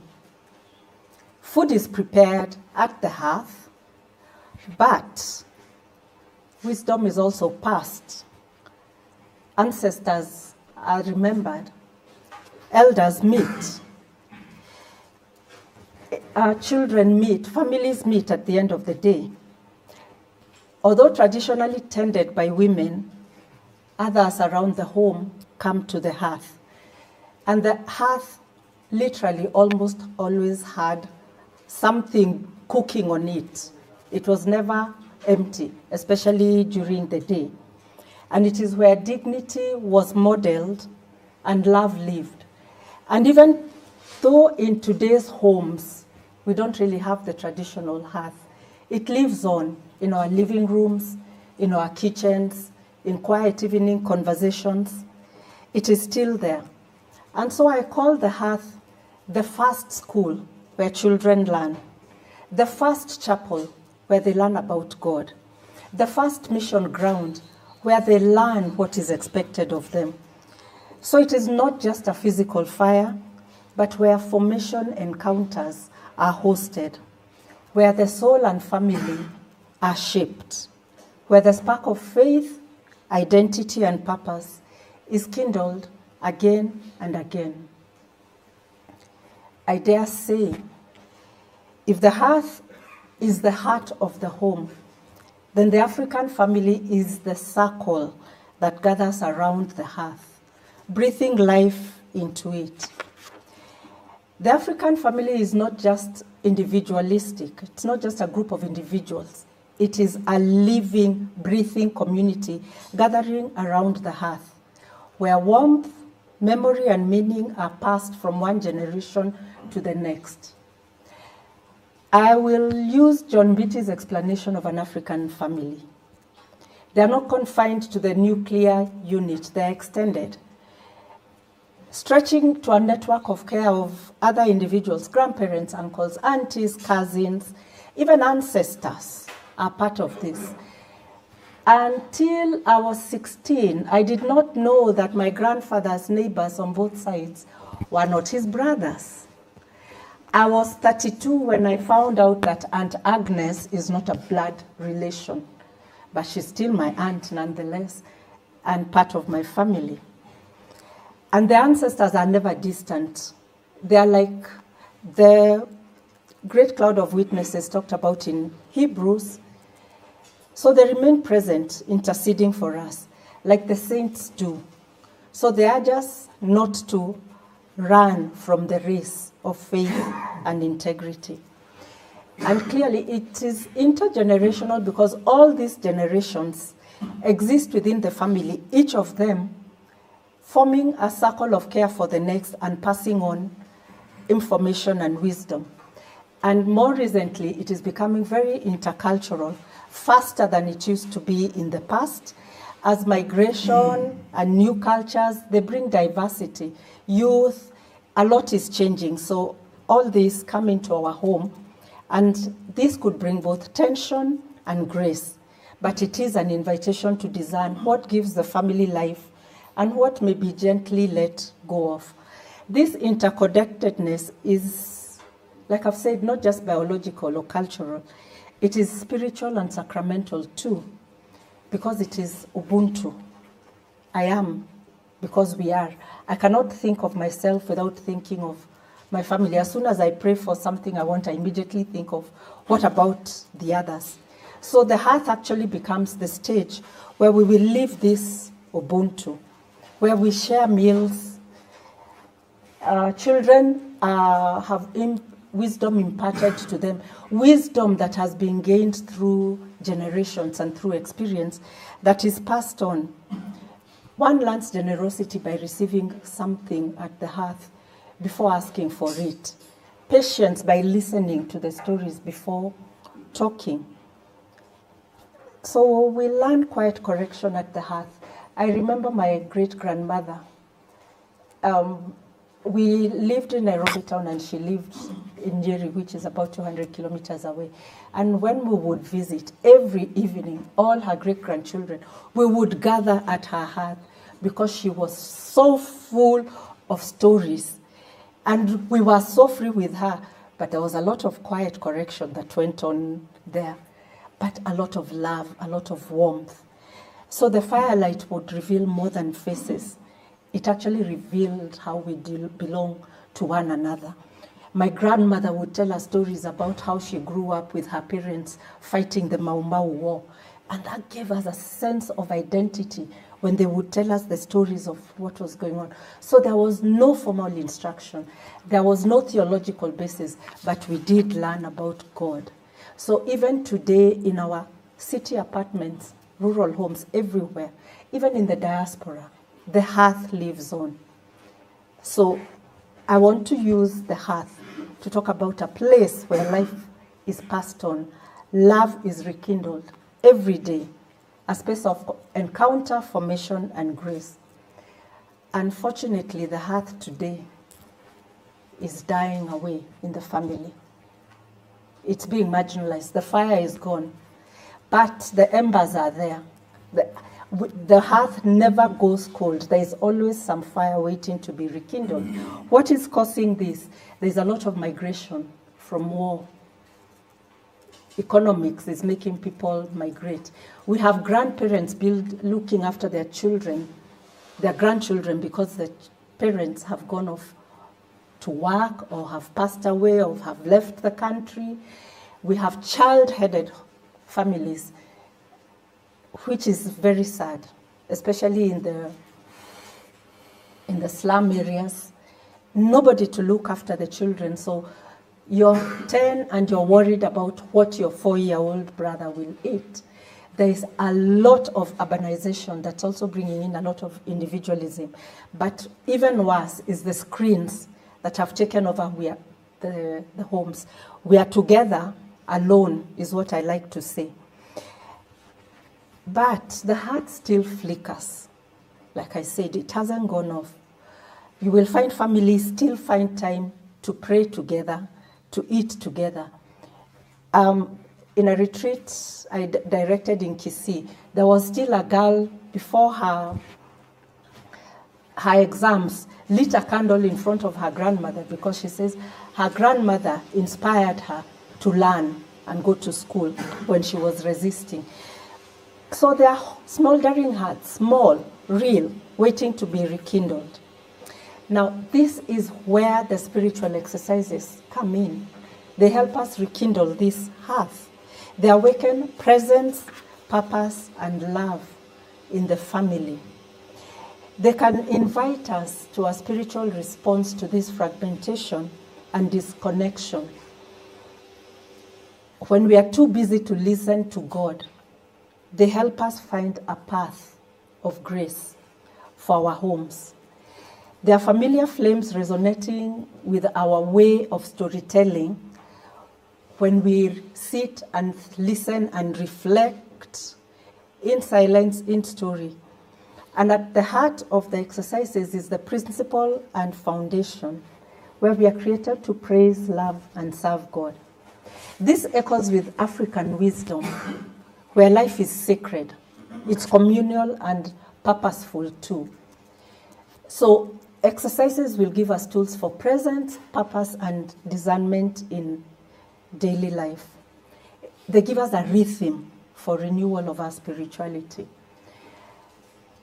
There are several ways that the principle and foundation and the preparation days before it, as Chetlo calls them, that the family can use to rekindle and tend this fire so that it's bright again. But I'll only look at 2 examples of how this can be done. The first one is the family examine. Imagine a family gathered at the end of the day, perhaps around the hearth or under a tree or in the living room, just before bed, when the noise actually begins to settle. The examine is about remembering God. So how can a family do this together? First, we can give thanks, each one offering a moment of gratitude about what happened. Laughter over lunch, the fruit I exchanged with my friend in school, the hug mom gave me before school. And this gratitude opens the heart. And then we reflect. What felt joyful today? Where did we struggle? And then each voice is heard. Even toddlers with their murmuring, even if it's not understood, if there happens to be a grandparent, everybody gives some insight. Because it's not about fixing, it's about noticing what happened. And then gently we can ask, where was God in all this? Did we feel close to God? Did we feel far? We leave a moment for tears because I felt so hurt. And if it's something regular, Mom, you said this and I felt so bad. It's a place where we can see God. And you see, when you do that, I don't see God, because parents generally, when children are young, are sort of a God figure. So we see God in the muddy shoes that come home in the evening, in the tearful eyes. And finally, we can look ahead with a simple prayer. Lord, help us to love better as a family tomorrow. A blessing could be made on each child or each family member, maybe by the father, the mother. It's a practice of remembering, forgiving, and hoping, and it makes the hearth become holy ground. This shared examine strengthens the emotional and spiritual bonds within the family, and it will slowly teach discernment, gratitude, and reconciliation in daily life. And it will help the children grow in what I am for now calling God awareness. And adults can deepen their vocation also as parents. And it mirrors the traditional evening storytelling and reflection, because I can tell my day, well, for those who know, when it's women, if I'm talking about where God was, I'll tell you about my whole day, but I tell my story anyway. So this teaches that, it brings back that storytelling. We can even use proverbs to enrich this storytelling, like to say a family tie is like a tree that can bend but won't break if we hold it together, if we're all around it, and just make. It can also be a time to teach a lot of tradition and culture. The second one I would like to use is building a family vision rooted in the principle and foundation. Can you imagine a family shaping a vision from that truth of we are created to know, love, and serve God and return to Him? So our family vision can become a reflection of God's dream for us. And it answers the question of what kind of people are we becoming together? What is our shared hope for the world around us? And our mission then will grow from living this vision. Even in our own parenting, it will tell us how we use our time, how we relate with our children. And then our values from this will become like guideposts. Things like hospitality, honesty, prayers, they become values. And we can also add traditions that keep us going, like the examine. And this practice is not about perfection. It's really about direction. A direction for the whole family towards God. But that said, this is easier said than done. Even if the African family is like any well-used hearth, it's dying, like I said. And what are some of the reasons that cause it to die? One of them is when the flame feels foreign. The exercises can be perceived as clerical. Therefore, those nuns out there, they're too complicated. I mean, it looks like it's the elite who do them. So it brings the feel too Western. They're too individualistic. It's me, me, me. Where does the rest come in? So the heart remains, but some wonder if the spark is meant for all of them. Sometimes I would suggest that the tools are missing, because even when the desire is present, who is accompanying these families trying to do the spiritual exercises as a family? Trained spiritual directors are few. Retreat centers, for some are far or they're expensive. Materials are written, but in language that we cannot translate. So the wood is scarce, the matches are few, and yet the longing for warmth is there. Then our life moves too fast, juggling multiple jobs to make ends meet, children going to school too early, coming home late. So the rhythm of daily life is fast, it's fragmented. So how can we find time? Because we want the fire, but where's the time to sit and enjoy the fire?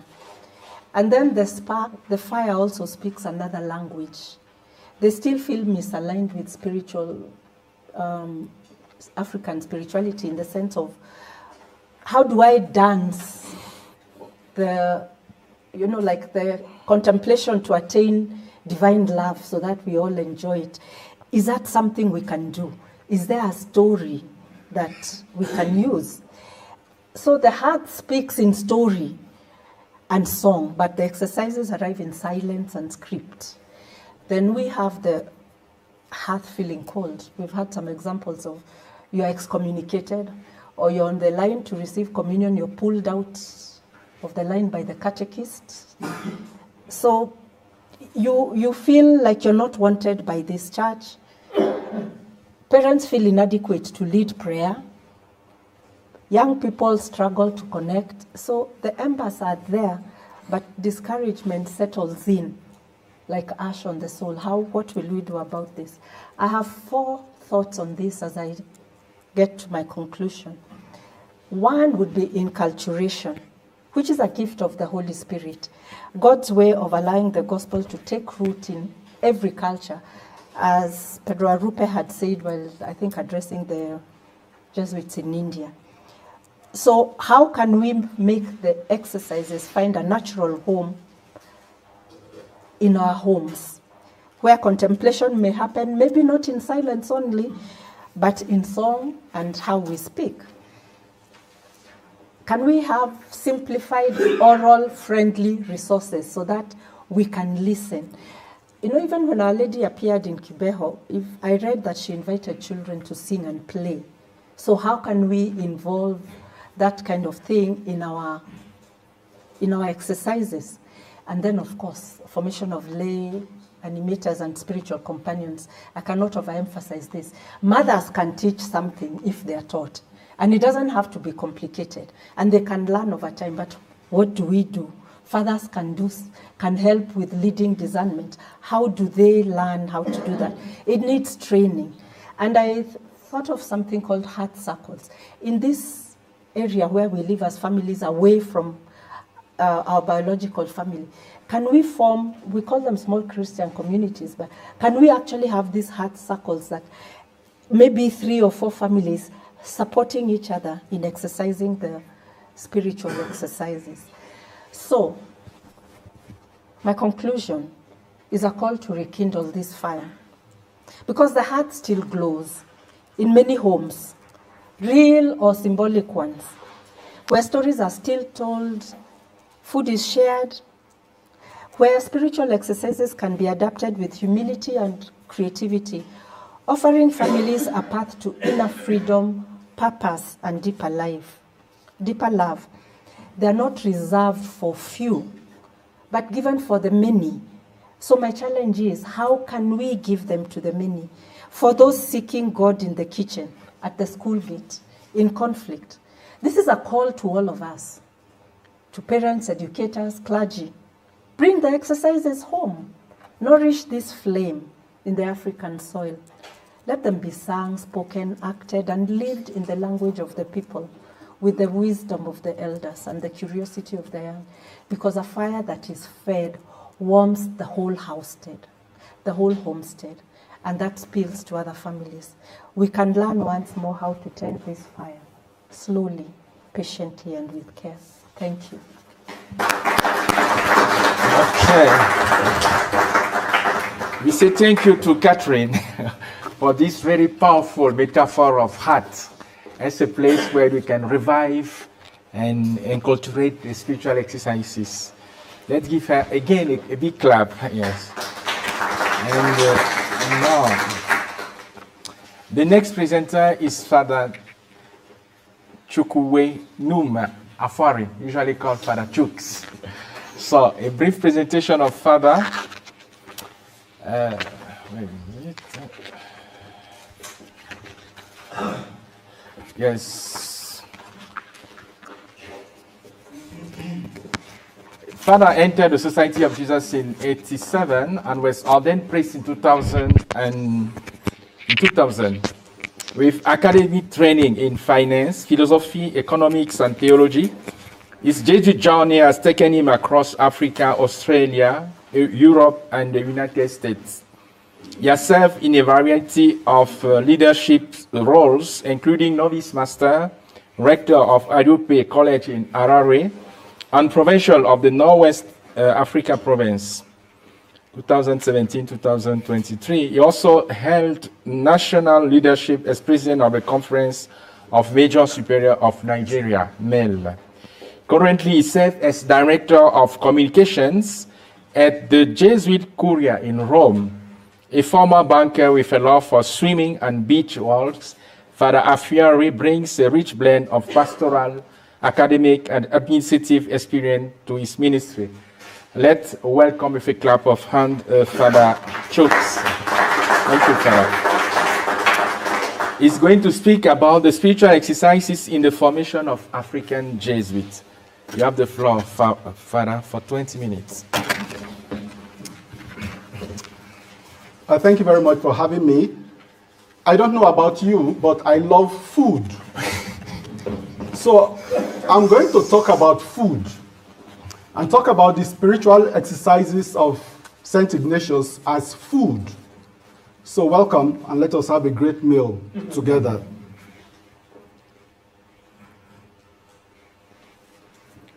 It was raining very hard.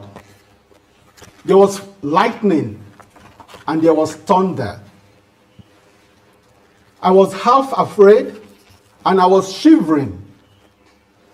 I stood on the porch of our house, and I looked down the road. There was a woman walking alone.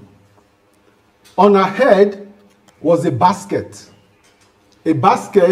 filled with fruits and with food. As she walked down the street and got to number 49 Area Street, our compound, she turned.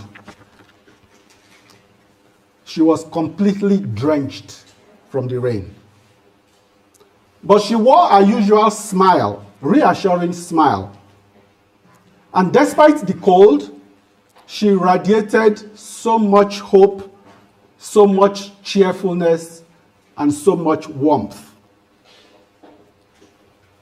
This scene has remained with me for the last 50 years and will go to my grave with me. "Welcome home, Mom," I whispered, and she planted a kiss on my forehead, my tiny forehead. She offloaded her basket of love and of nourishment.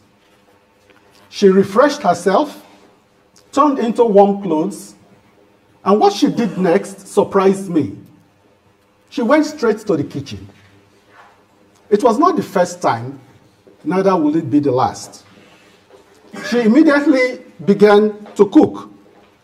And for the next 75 minutes, she will spontaneously recite melodious songs.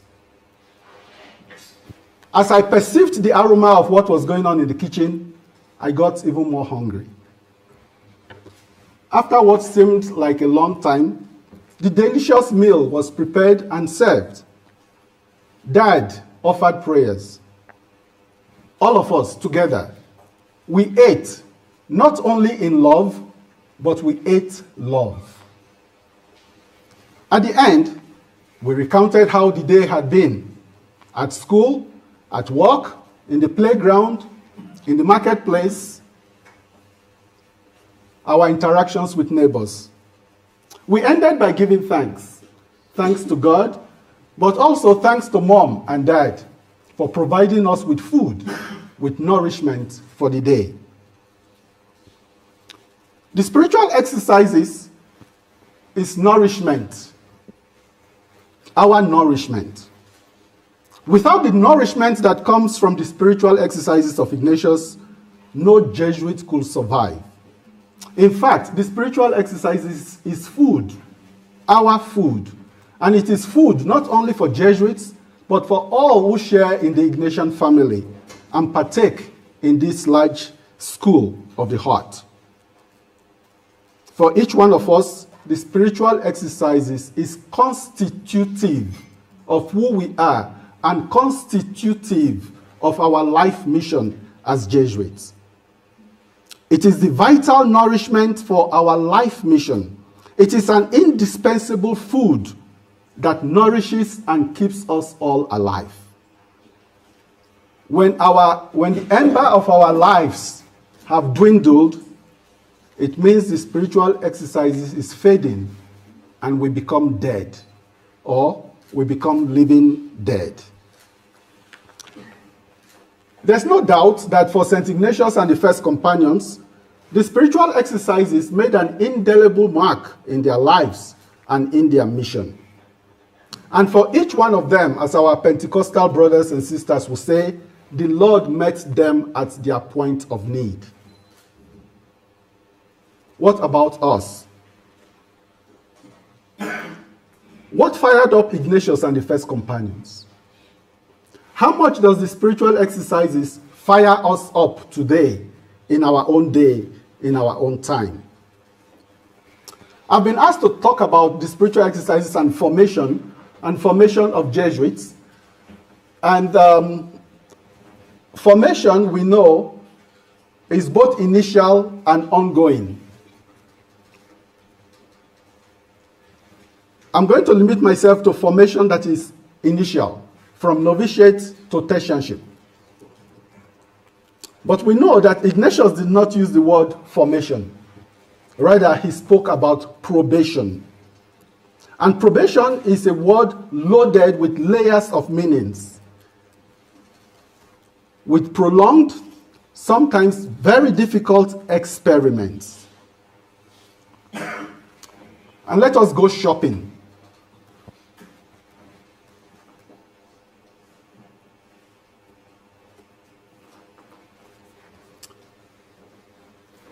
Mom, even though it was raining, entered the rain to get back home so that she could prepare a meal for her children. But before she went to the market, she had a shopping list. In fact, that is not correct. She did not have a shopping list. Her shopping list was tucked in her heart. Just like Ignatius tells us in number 134 of the Constitutions, that the eternal law of charity is engraved in our hearts. So too was Mom's shopping list. But what was in her shopping list? It depended on which food Mom was going to cook. So Mom entered the rain and got back home to cook for us. Many years later, when I was accompanying novices in their initial formation in the novitiate, I will notice how they, novices also, despite sometimes the heavy rains, will still go out of the novitiate for their apostolic experiments, to the hospitals, to the prisons, to teach catechisms, and to visit the sick. What love? What generosity? What sacrifice? I wonder today, as each of us goes about life with our shopping list, what is on the shopping list of our vocation directors?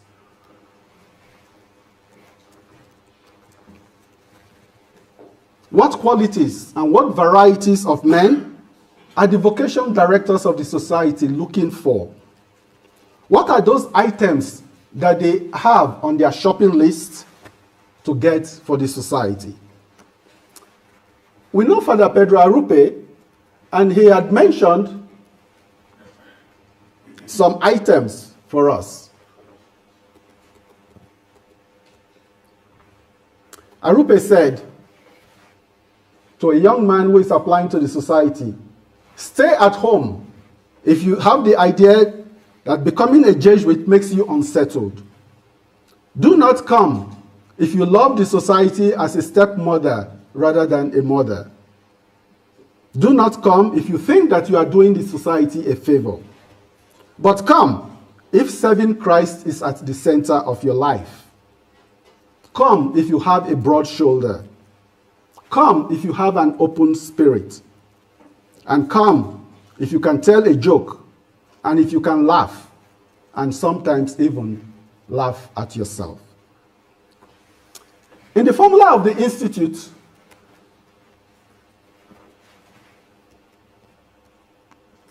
this is becoming a distraction now. Sorry about that. In the formula of the Institute, Ignatius tells us, and the drafters of that institute, both in the first one of 1540 and 1550, Regimini Militantis Ecclesia and Exposit Dibitum, Ignatius tells us about candidates to the society. Therefore, he says, those who will come to us should, before they take this burden upon their shoulders, ponder long and seriously, as the Lord has counseled, whether they possess the spiritual capital needed for this undertaking. While it is the Lord that gives vocations, there's a vocation director and his team.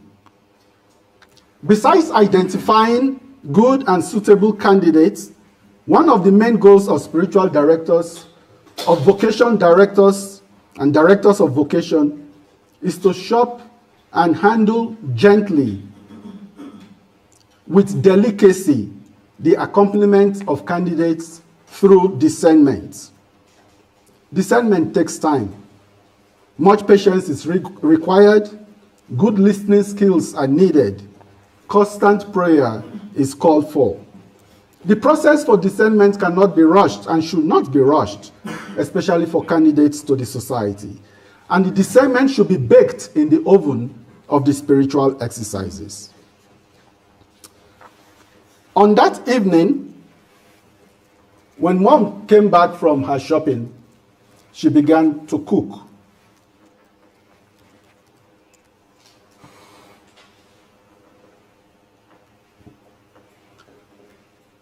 And Mom cooked love. She poured love into the pot. Each of us children positioned ourselves in the kitchen.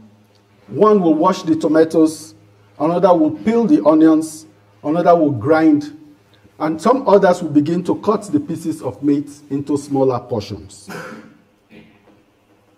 Because Jesuits are slow learners, their learning takes time. And if you add the extra number of years that it takes to complete their formative training in tertianship, then you can see why the process of a Jesuit's definitive incorporation into the apostolic body of the society demands the whole man.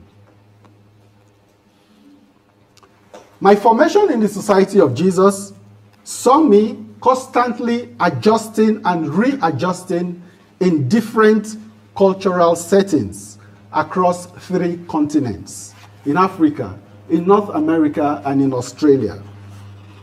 Part of my studies were done in Nigeria, in the Democratic Republic of Congo, and here in Kenya. My novice master and his socius were Americans. In Kinshasa, I met mostly formators from Belgium, with a few African formators. There were times during my formative years when I wondered, where is my Nigerian culture? Where is my African culture? And what place does my Nigerian African culture have in the formation of Jesuits? Sometimes I felt that even though I was African, I felt uprooted from my formation. How much distinction, if any, was there between what my formators gave me as essentially Jesuit, as distinct from essentially American or Belgian? I hope that contemporary African Jesuits who are studying on the continent today will not feel the same type of unease as I had when I was undergoing my own formation. Like the proper mix of ingredients needed to prepare a food, integral formation for Jesuits strive for a balance between the apostolic, the spiritual, community, intellectual, social, cultural, and psychosexual dimensions of our lives. This is necessary, even if each particular stage stresses a particular point. The glue, I propose, that holds together the various dimensions of our Jesuit life is the spiritual exercises. As I mentioned before, without the spiritual exercises, Jesuit life will be starved of the vital nourishment for our growth and for our flourishing. Just as the spiritual exercises is flexible and adaptable to the needs of the person making it, so too must our formation and the formation of African Jesuits.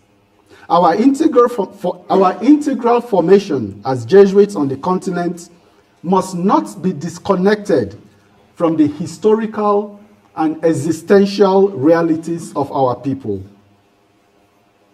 All dimensions of our formation must be rooted in the joys and hopes, in the pains and joys, and the despairs of our people on the continent. Formation must not be divorced from the myriad ups and downs of our people in the continent. We cannot and we should not be foreigners in our own land. Neither should we be foreigners in the Society of Jesus in Africa. Contextualization and inculturation of both the spiritual exercises and the formation of Jesuits on this continent is imperative if we are to expect the results that are needed from being Jesuits. We need to find creative and faithful ways to reimagine and perhaps restructure the spiritual exercises and Jesuit formation in our continent. I learned how to cook by watching my mom cook, even though I am not a good cook myself. Jesuit formators are like cooks. They are like chefs. Jesuit formation requires not only a good master chef, but a good mix of good cooks and good chefs. Formators are chefs, cooking the food of formation. During my philosophy studies, one of my formators taught me how to bake, even though sometimes I baked bread that nobody could eat. Special attention and care must be taken in the selection and assignment of men to be formators in our formation houses. There's a vast pool of people considered as formators, and all of them, according to Kolvenbach, have the responsibility for integral formation of our people. We all know that navigating the sometimes turbulent waters of formation can be a very tricky process. We need wise, well-rounded, sufficiently trained formators in both quality and quantity to man our formation houses. Today, we must also reflect and talk about synodal formation, both of formators and those that they accompany. Both formators and those that they accompany must walk together, pray together, search together, hand in hand, all seated at the same formation table, discussing, listening with the heart. Often, after mom has finished cooking, because I come from a large family, there was always guests in the house. But somehow, mom managed to serve every guest that came. And she would tell us there's always room for one more in the home. But some guests knew when to visit. When it was time to eat. And that did not make, at least me, very happy. But I never missed on the lessons. Mom, with a smile on her face, will serve everyone. And I reflect on what that taught. The values of community, of sharing, of communion, of hospitality, and of generosity. The values of love and service. And I ask, as I conclude, are these not the same values, the rich values of God's kingdom that are presented to us in the spiritual exercises? And are they not some of the outcomes we expect from our Jesuits in formation and formed Jesuits? Assimilating and integrating these values in our formative processes takes time and patience. But like good cuisine, after every Jesuit is prepared in the formation center, do the people of God taste the fruits of their formation? Food is life. So too is the spiritual exercises of St. Ignatius for each one and for all of us. One of the great desires of Pedro Arrupe before he passed is, and I quote, "I am full of hope, saying that the Society of Jesus is at the service of the Lord and of the Church. May she continue along this line, and may God bless us with many and good vocations of priests and brothers. And for this I offer the rest of my life, my prayers, and my suffering." End of quote.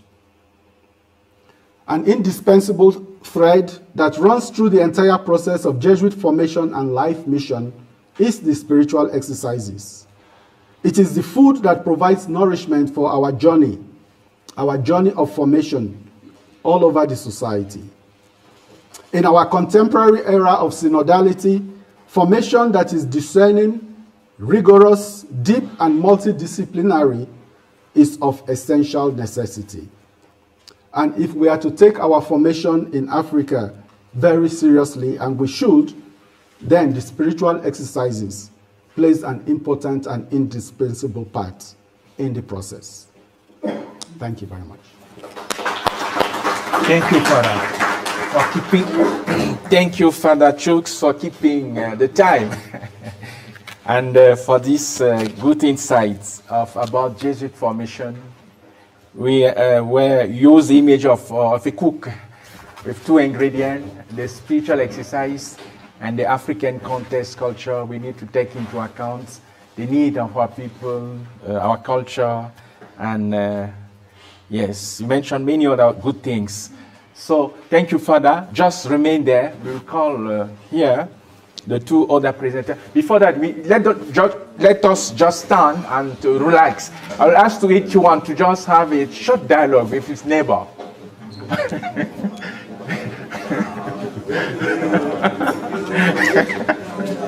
Just talk to your neighbor.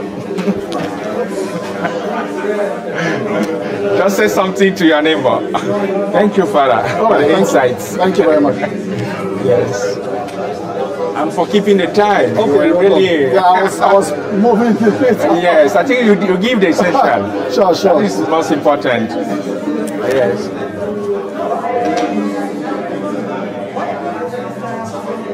So, can you just come back? Yeah, I'm here. Yes, and just have a seat. So, shall I leave or we need one more chair?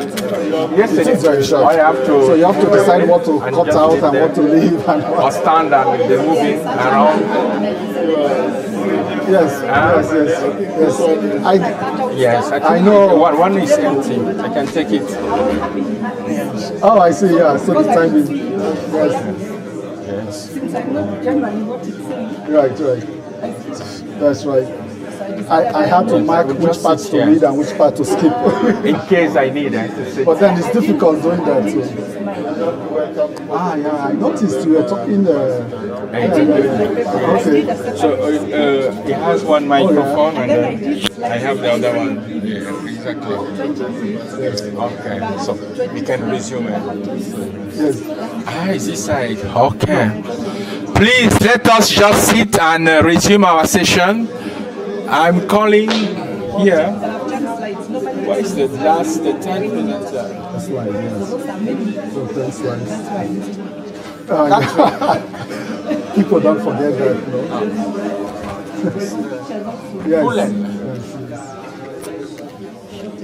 I think Mulay is coming. Inviting you to come forward. Yes. I need to ask questions. So, welcome back, and the three presenters are here. We just ask any question to each of them, telling to whom the question is addressed. Please, the floor is open. I actually have something for each of you. Pulin, could you say a little bit more about the process of that group of youth that you worked with in the spiritual exercises? I'm interested in the dynamics of the sessions. For example, did you, as the spiritual director or the guide, did you respond to what people said, or did other people respond either at the end or after each person spoke? Just would be help to hear more about that.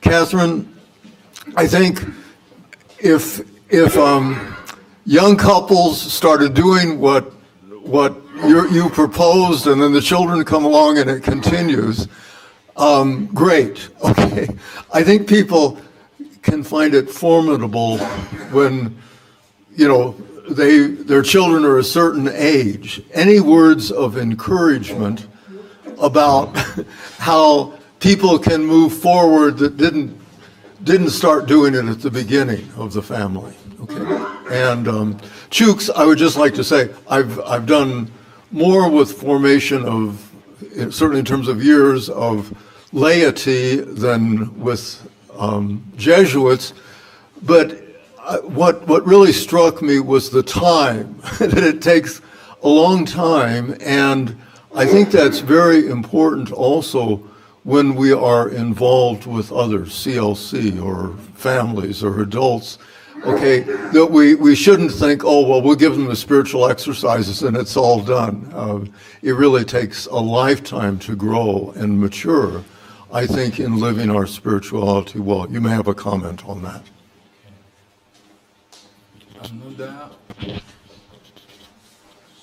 Okay. Thank you. It's a question for Pulang. Thank you so much for that beautiful insight into the work with the Gen Zs. I'm just wondering, I know you didn't quite get to the end, what was your kind of conclusion at the end as you reflect on that experience of having taken them through the exercises? And I know you've done that more than once, so I'm just wondering what final kind of sense you have of that process and its value.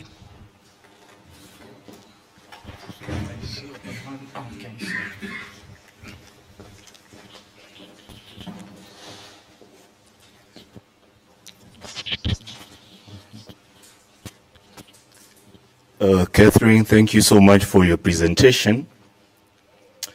And I've worked in parishes And even here, once in a while, I do help with parish work. And there are crises in families. The harmony between the parents and their children. They are starving for prayers. They are starving for something godly. And as I listened to you, I saw that what you're presenting can be very helpful in small Christian communities. Do you see yourself going beyond what you do in CLC and extending out what you're doing to serve people in the small Christian communities? Then, okay, let them answer this first round of questions and then we shall move forward. Okay.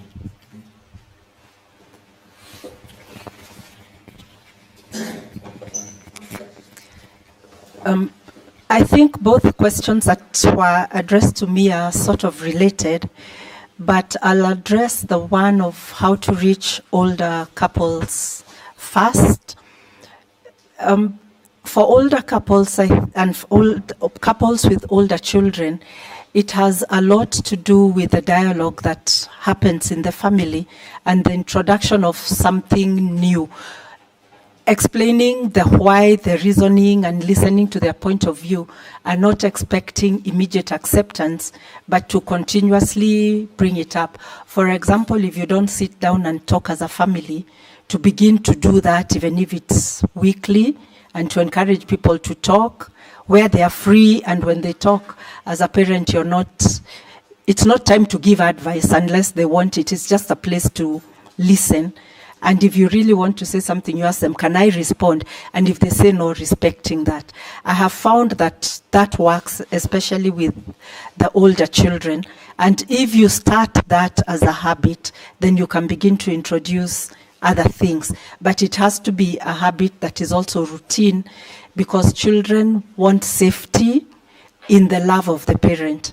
So if they know that if they say something, it will turn back against them, then it doesn't work. And the parent has to learn that sometimes you will hear hard things and you're not welcome to do anything about them. So it's a kind of two-way street. But since it's the parent who's the adult, even if the child is an adult, I think I would call them to be more prepared for a harder time in that. But it can work, because like in my family, we did the vision mission when my children were much older, when I stumbled upon it. But it works if you introduce it and talk about it. And they really do get enthusiastic if they know they're being listened to and respected. On the small Christian communities and extending out, and related to the first question, sometimes in my head I think about a program like marriage preparation with an Ignatian flavor. Now, I will talk about my own challenge within the parishes around me. I find that there's a lot of resistance to anything that is not already generated by the parish pastoral council or by the parish priest or coming from the bishop. So if you're doing anything new, it's really discouraged. So my dream is to be able, at least initially, to be able to use the Jesuits to open up these doors somehow, as people are trained. Because if there's something like that and it is known that there's some form of, let me misuse the word imprimatur, if there's some form of something like that, it will get more accepted, and then we will be able to reach out. Edel and I try to do that a lot, but getting invitations or people say, yeah, it's a good idea, and then it dies there. So that is more the challenge than actually availability to go out.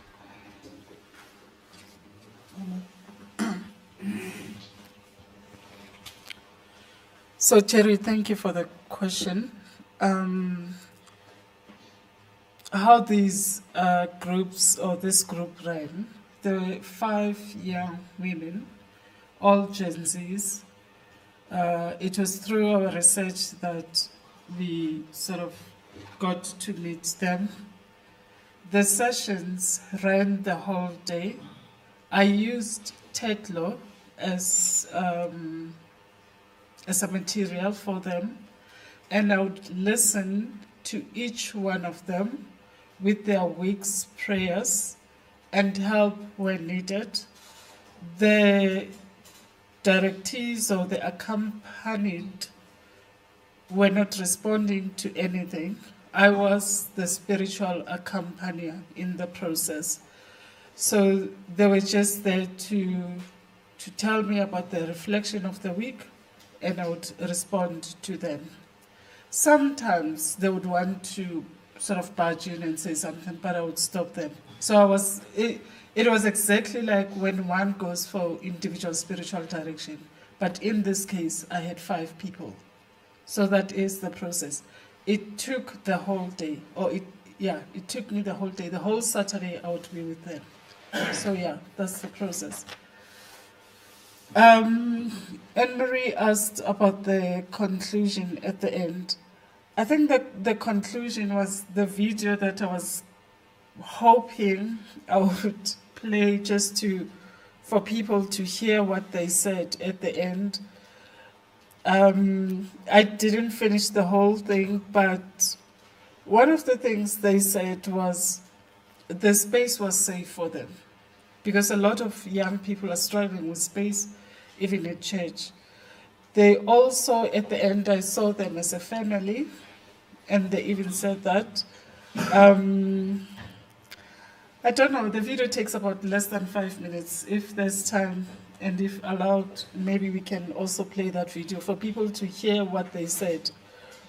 At the end, I could only find 2 of them because I was also rushing to prepare myself to come here. But the conclusion, they are so together. They are like a family right now. They know each other from not knowing each other. They also are involved at the Jesuit Institute. They help us with volunteering. So I don't know if it answers you. Thank you. Thank you very much, Terry. We know that it takes 10, 15 years before ordination for Jesuits.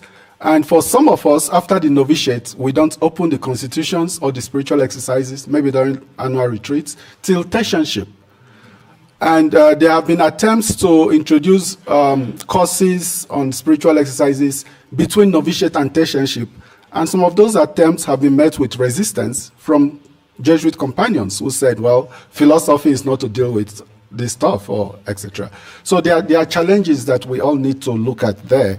But I would like to stress on ongoing Jesuit formation, because it doesn't end with ordination nor with tertianship.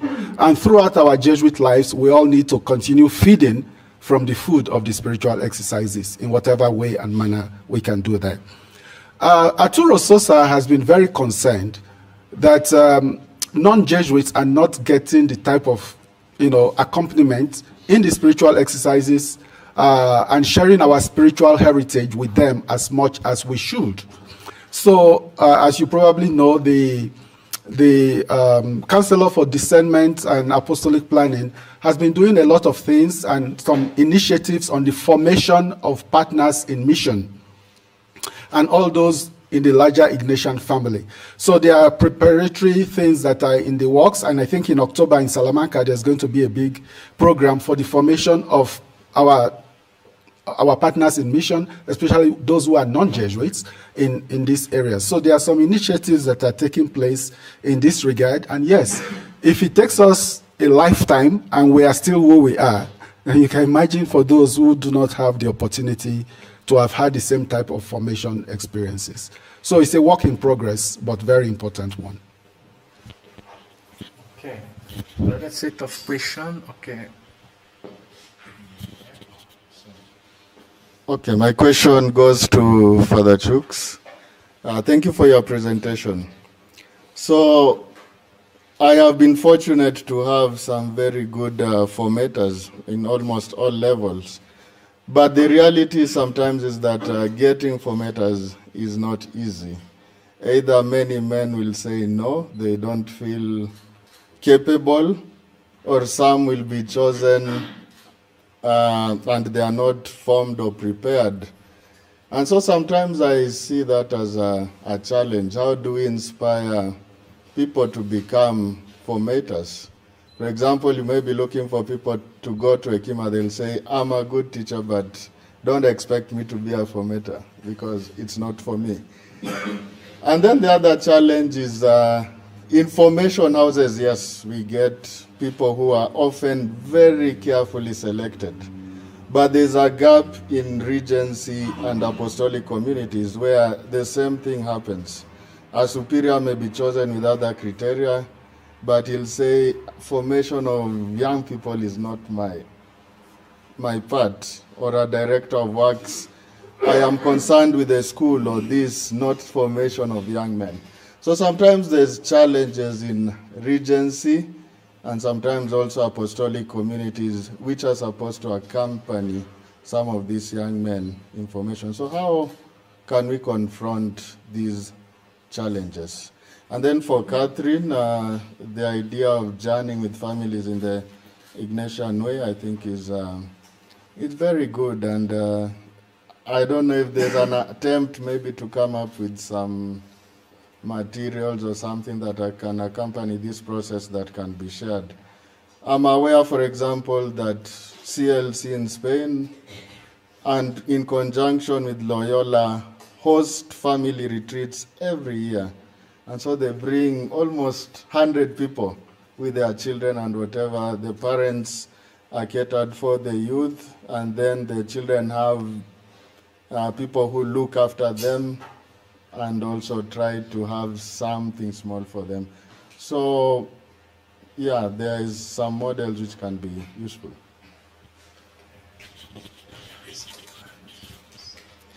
Thank you for the 3 presentations. I have 3 questions. First, Catherine, it's beautiful the image you have given of the art. Do you think that this way of praying together, being in love with one another, how do you prepare them also to go out of that? With Father Chuk, you have talked about formation, ongoing process. How the spiritual exercises help the team of formators in the synodal way, that they carry on the same project of formation. To pull in, yes, it's a big job to come to the same place like with the youngsters, help them to see, listen to them very much. But the problem is, how can you help them to perceive that the society cannot be perfect? And despite that, there are something they can grasp and grow.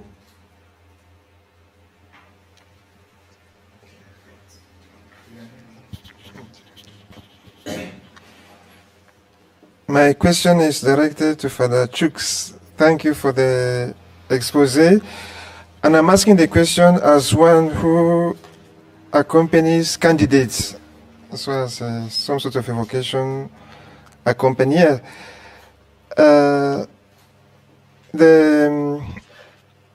Most of the candidates, or many of the candidates who come to us today, we see they come from fragmented backgrounds, and they have various expectations or desires. The first is the duration or the length of formation. Some come and they want to be ordained after 4 years. So they think that perhaps 10 years is too long.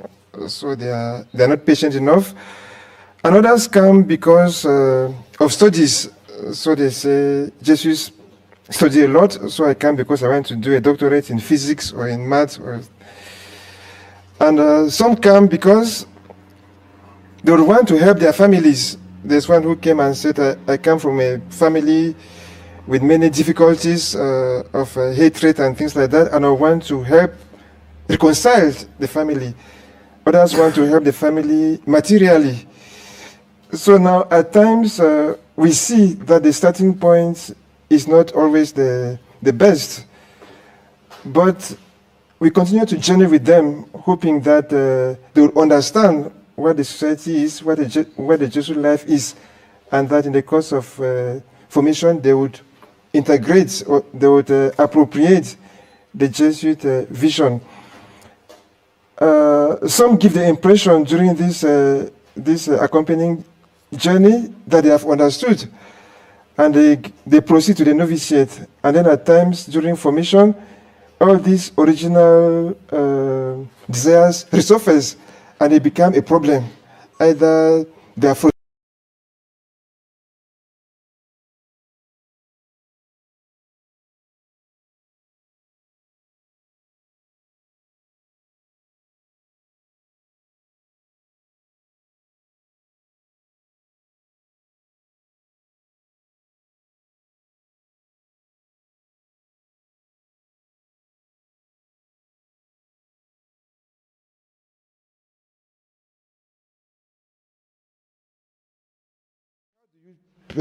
differentiate. Just say no when you see people with such programs, or how do you handle such situations? Thank you.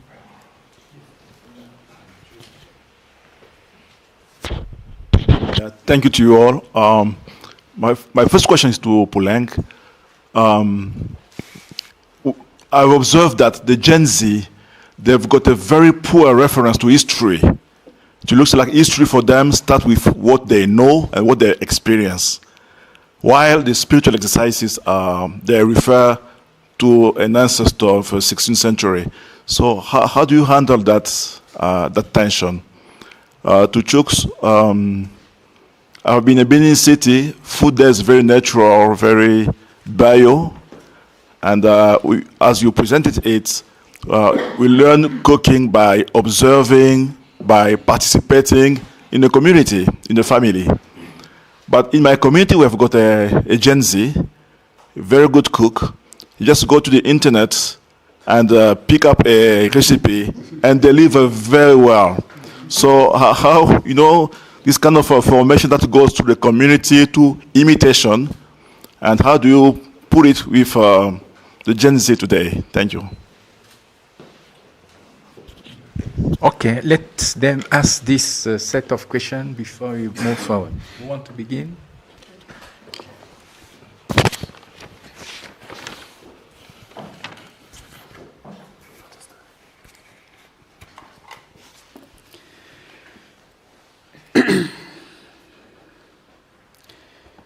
So there's a question about are the Gen Z aware that the society is not perfect? I think they are. They are aware of that. The research was very good at informing us where we are between, maybe call ourselves adults, and the young people. And so it was informing us. One of the things that I also noticed during the time I was giving them, or during the time we were doing the research, was that I grew up with a role model, and I knew my role models, and they were good, and they were real. They struggle today with role models that are real, many of them, and that are good for them. And so I also find that in most times they're hampered with so much information that in most times it's not too real or not real. I grew up with real information, even if it was hard in South Africa, but it was our real situation.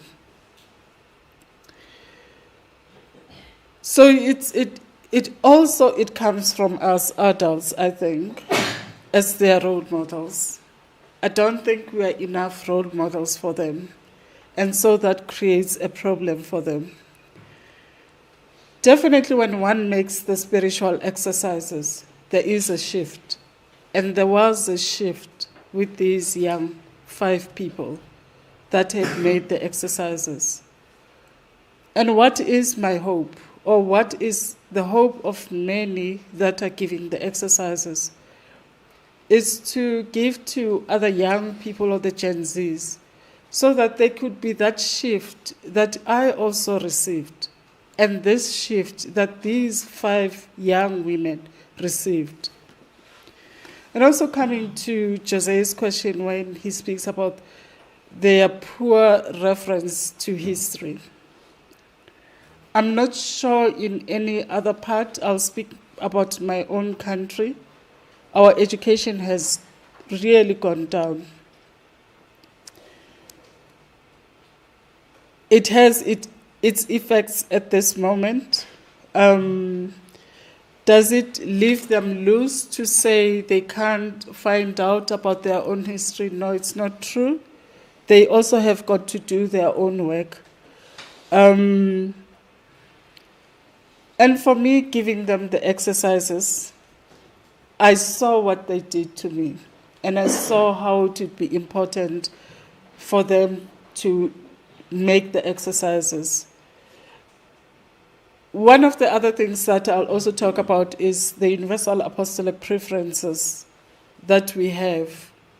One is also to look at young people, and looking at the universal apostolic preferences for us at the Jesuit Institute, the idea of giving them the exercises became really the one, that this is what we can give these young people.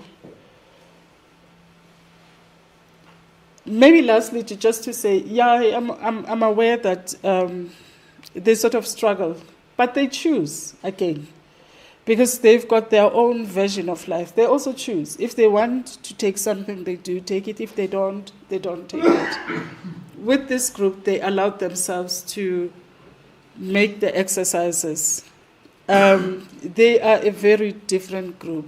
They speak easily, and they are not afraid to talk like what I said. They also have got their own language that they use, and that's a language that I became aware of, because I didn't understand what they were saying also, but just to ask, what are you saying when you say this? We'll try. Maybe the exercises will also help us from the Gen Z to us, to come closer. Let's hope. But with this group, I really learned a lot, and we came closer as the giver of the exercises, and them as receiving the spiritual exercises. I hope it answers. Thank you. Thank you very much for the 4 questions. I think they are somewhat interrelated. So I'll give brief responses, even though they merit much longer than that. Mboya, it's true, and those who have been superiors know how difficult it is to talk with men about the possibility of going to our formation houses. Sometimes it is like pulling teeth, and for all sorts of reasons. And yet, in the society, we say that formation is a priority. But we also say that the formation of formators is a priority of priorities. And I think it's about time we begin to walk our talk. How do you say it? Talk our walk? No, walk our talk. And we need to put our money where our mouth is. Because it is crucial for the future of the society. It is true that part 10 of the Constitution talks about he who brought about the society is the same who will preserve the society, but we all have, it works through human instruments. And one of the human instruments is formation. And it cuts across all sectors and all apostolates of the society. We have, and we need men who are well formed, who are well trained across board. And to do that, we need good chefs, good formators who can help cook the candidates that the Lord gives to the society. So the priority of priorities is the formation of formators. I was happy that a few weeks ago in the Courier, there was a program for formation of formators, and we need to keep doing that across board.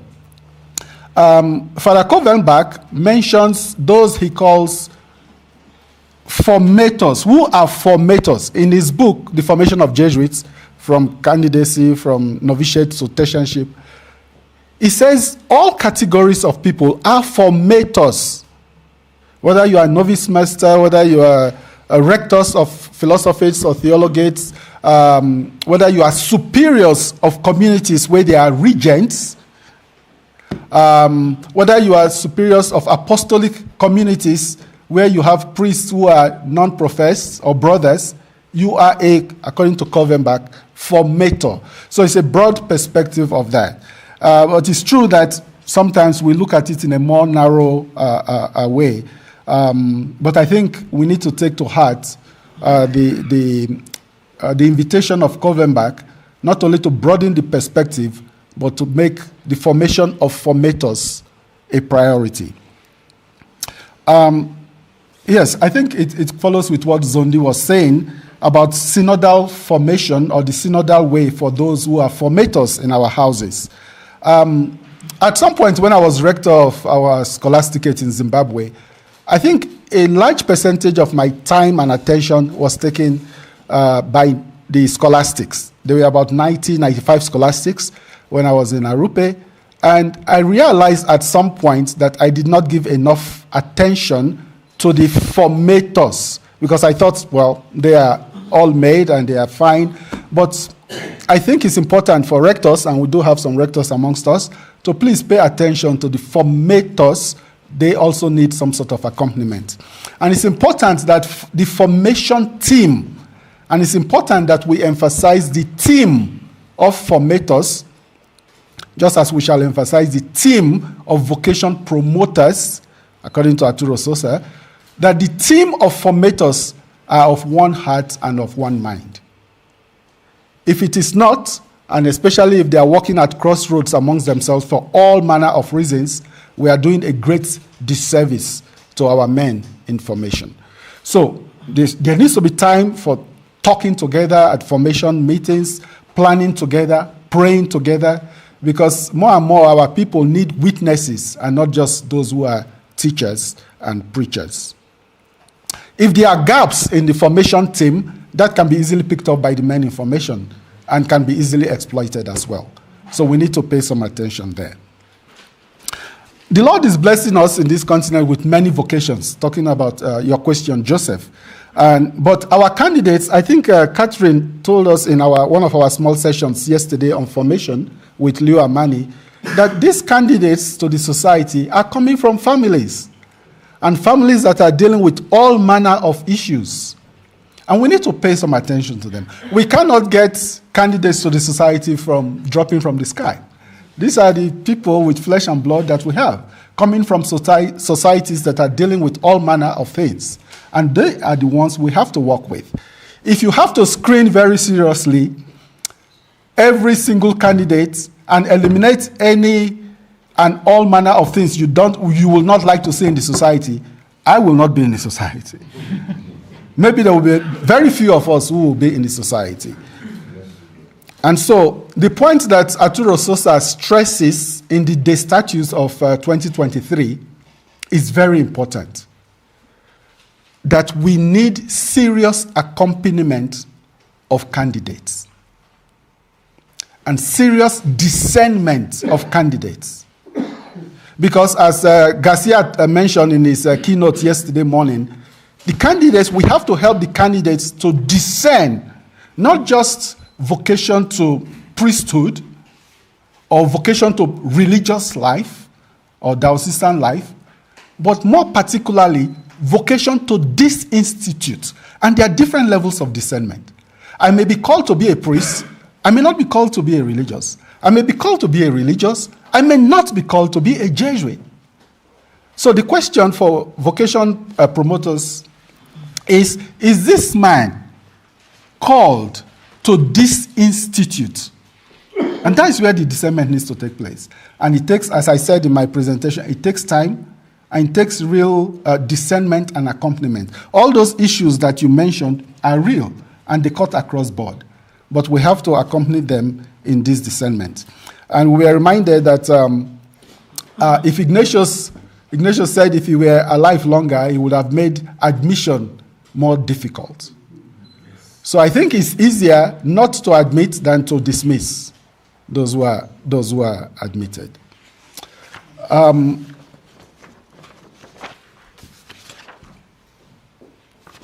then Baba Minaku, our president there, it's true. I mean, this is where we are. They may not learn cooking by watching their mothers. They might learn cooking by going to the internet and ChatGPT, yes, and AI. And in fact, tomorrow AI might be able to prepare the meal. Just say what it is you want, and you have it before you. All I can say is this is where we are. And as Ignatius says in the constitutions many times, we need to live and act according to the circumstance of person, place, and time. This is the time in which we live, and our formation has to be flexible enough, just like the exercises, to accompany people where they are. Thanks. Let us take a last round. We still have time. Huh? Sorry. It's okay. Sorry. Zunde, your question on being together in prayer, but how to go out. I'm taking how to go out in two ways, that the child in the family grows up and starts their own life, or going out to mission, because I wasn't sure which one you were talking about. The first one, growing up and living. Okay. Now, Ignatian spirituality and the spiritual exercises in totality have a lot of gems that the family can use. So it is not a one answer question. I mean, it doesn't have one answer because it's a process. Like what if you do examine as a family on a regular basis, you begin to notice what your kids are called to. You know, what do they like? What are their strengths? What are their weaknesses?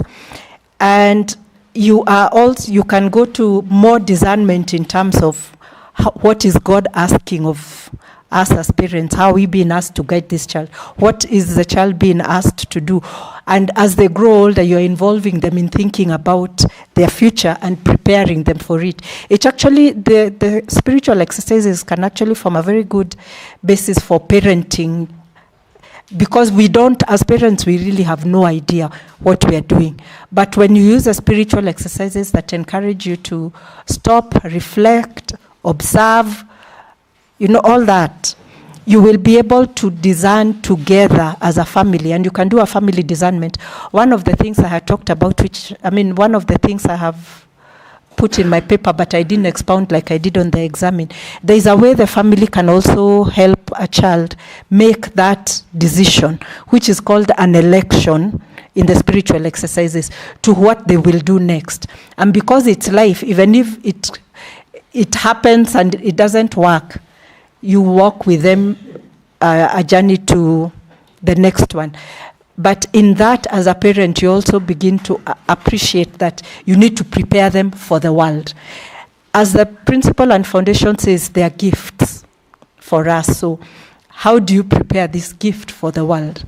So if we use the spiritual exercises, then you can actually prepare them to go out and walk the journey long before it's time to go out. So that's how I would answer that question.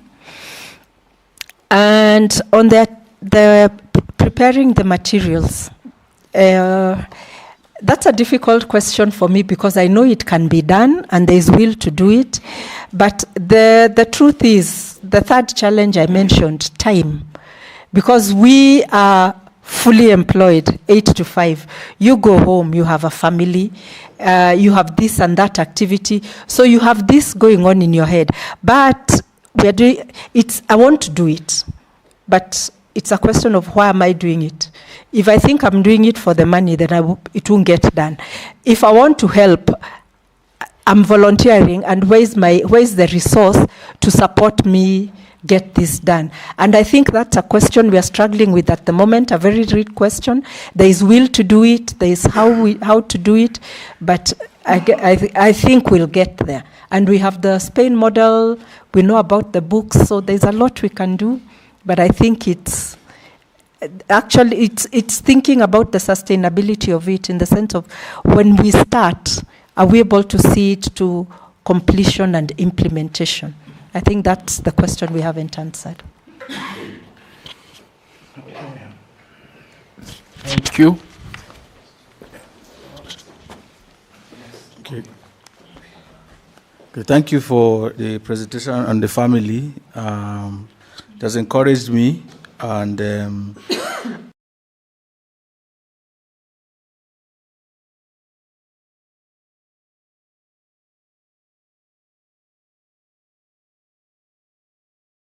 program for this kind of persons.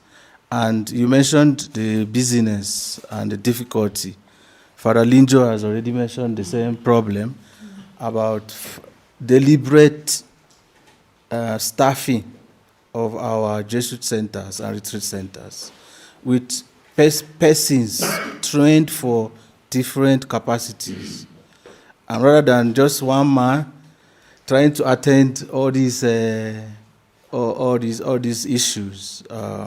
So it's something I'm putting out there for superiors who are here and those who make decisions about the center, because it's a big challenge. I know I have developed models. I used one for my family, and what I saw, I have kept it aside, but I have done for couples and all of those. They are big needs, families, and how to get into that. So thank you very much for that. But my question is for Father Chuks and Pauline, right? Okay. Father Chuks, I don't know, you didn't, the distinction between being Ignatian and Jesuit in the formation. And it is possible that some Jesuits are no longer Ignatian. They are Thomistics, they are Kantians, they are charismatic. So the formation of Jesuits to be Ignatian and the formation of our collaborators to be not Jesuits, but Ignatian. Sometimes when we keep saying Jesuit, they become afraid. Like she said now, she has to deal with her family and all those. So to make that distinction in formation, when are we being formed to be Jesuit, and when are we being formed to be Ignatians? And about the Gen Z, do they like being called Gen Z? Are they getting excited about it, or are they beginning to reject it already? Because it is something that, do they know it is transitory? Are they, when they become my age, or your age, would they still be like to be called Gen Zs? How is that conversation going? Thank you. Mine goes to Chuks. And what I would like to ask you, Chuk, what will be your comment, especially for the Jesuits, and I have seen it also with the diocesans, I have seen it with the sisters. Some of young people, when they come in, they are very good. But the more they stay, they become worse. What is the problem? Either, is it food is a problem, or for matter? I don't understand, because I hear these complaints from the bishops saying, okay, when they were seminarians, they were very good. Now they are priests, they are unmanageable. In the society also, I don't want to go to this, but I have seen some Jesuits, they come in very good, but as they continue, they are doing exercise every year, annual retreat, but these same people, they are falling. Some maybe drinking problems, what? I'm not a provincial, I don't know their problem, but what might be a problem? The more we stay, the more we get spoiled.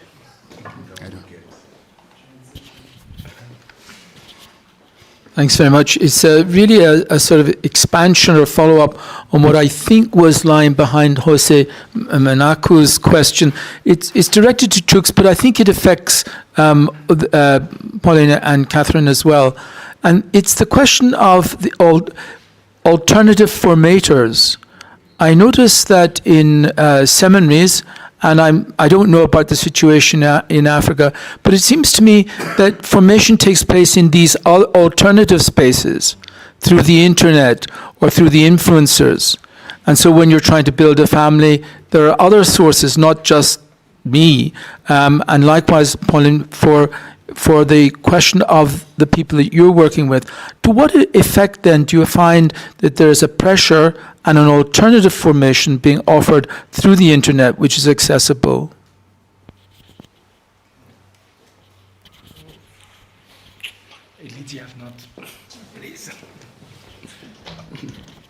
Just a quick question to Pauline Poulenc.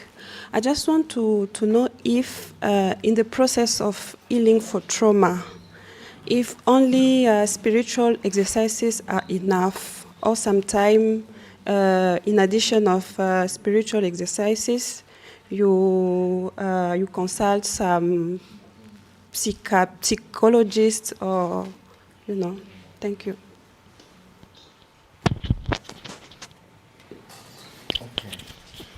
This is the last.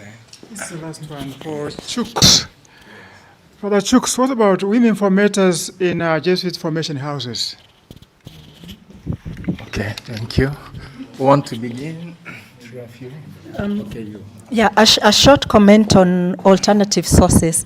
There's a lot on the internet that we are reading and looking at, but from a lot of the parents I have talked with, they are not sure that what they get off the internet can be relied on.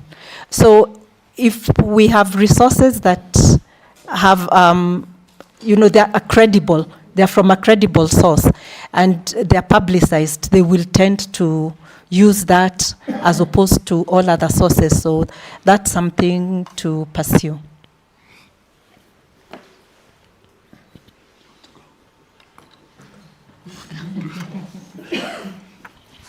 I thank you all very much for your questions and comments. Udochi, the distinction between Jesuit and Ignatian. I think every Jesuit is Ignatian, but not every Ignatian is a Jesuit.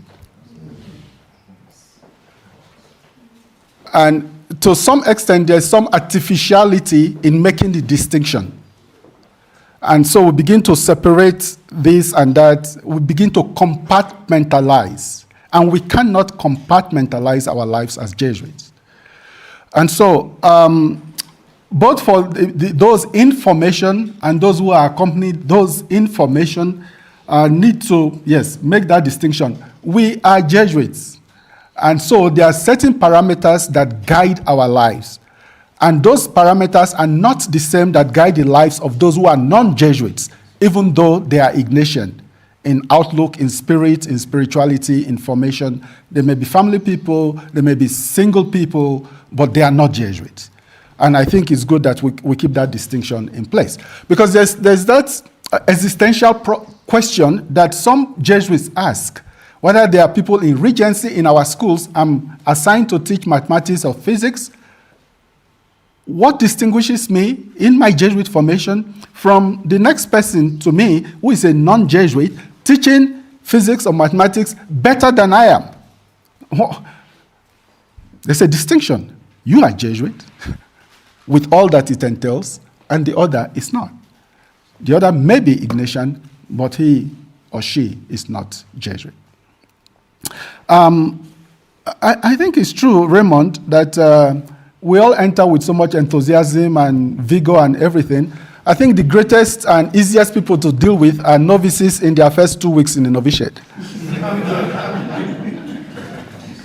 Everything is bliss and everything is whatever. And then a few weeks after the orientation and getting to the long retreat, you begin to realize that it is not quite the same. I think it's a problem. Well, it's an issue that we all need to look at the individual level, at each person's level, but also as a group, because you hear many superiors say the same thing. You hear many bishops of formation, vocation directors, as they call them in dioceses, say the same thing, who accompany their seminarians.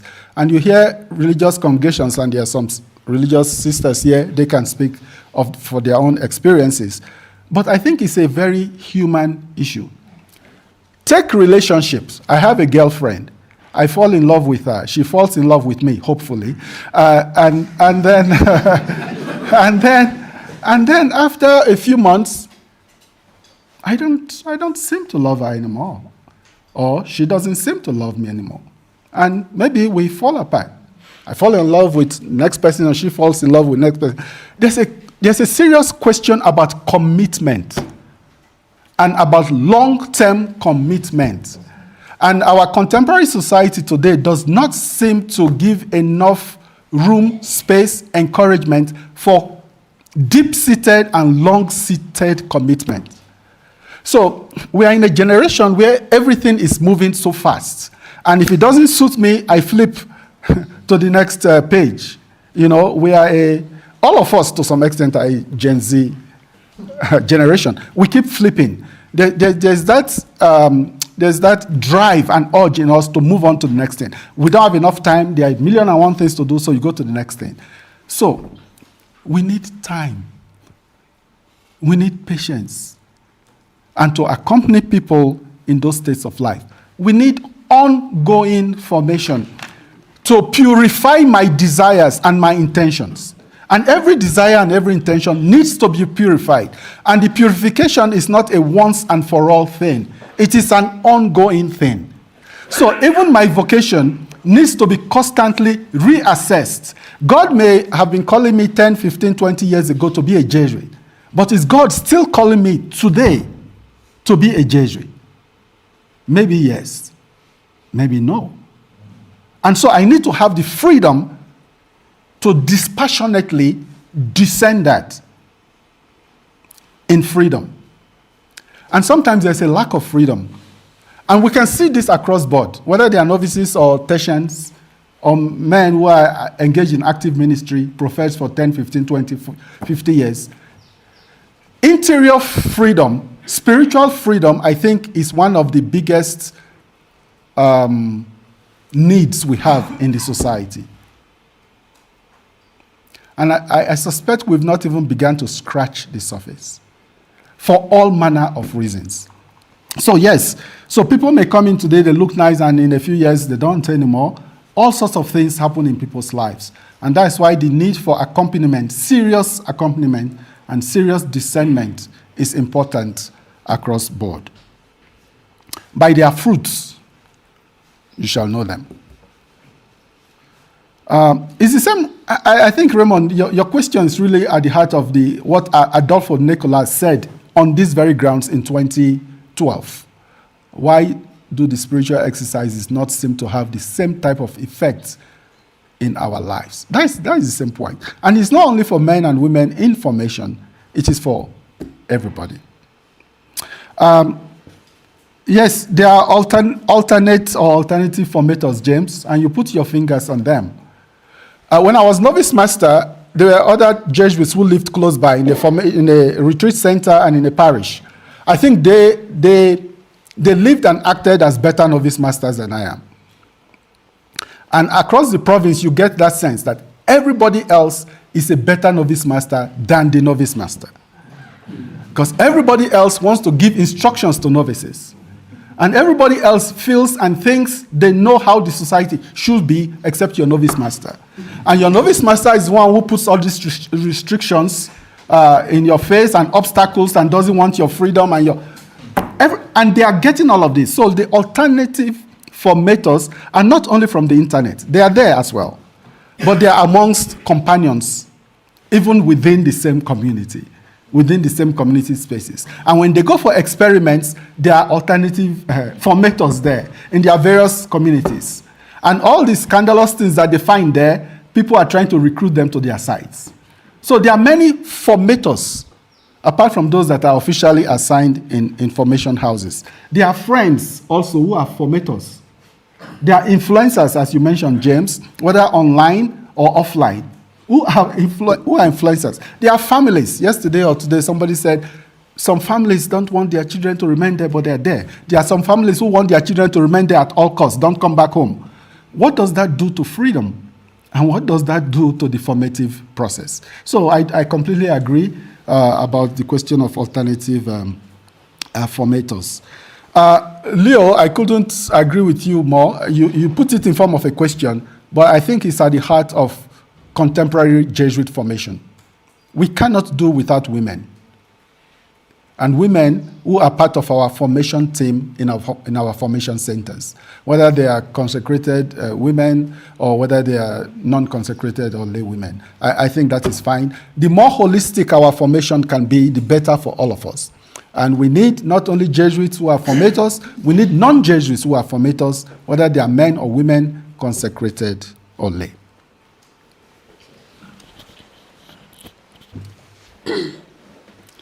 I just want to check who are called boom babies here.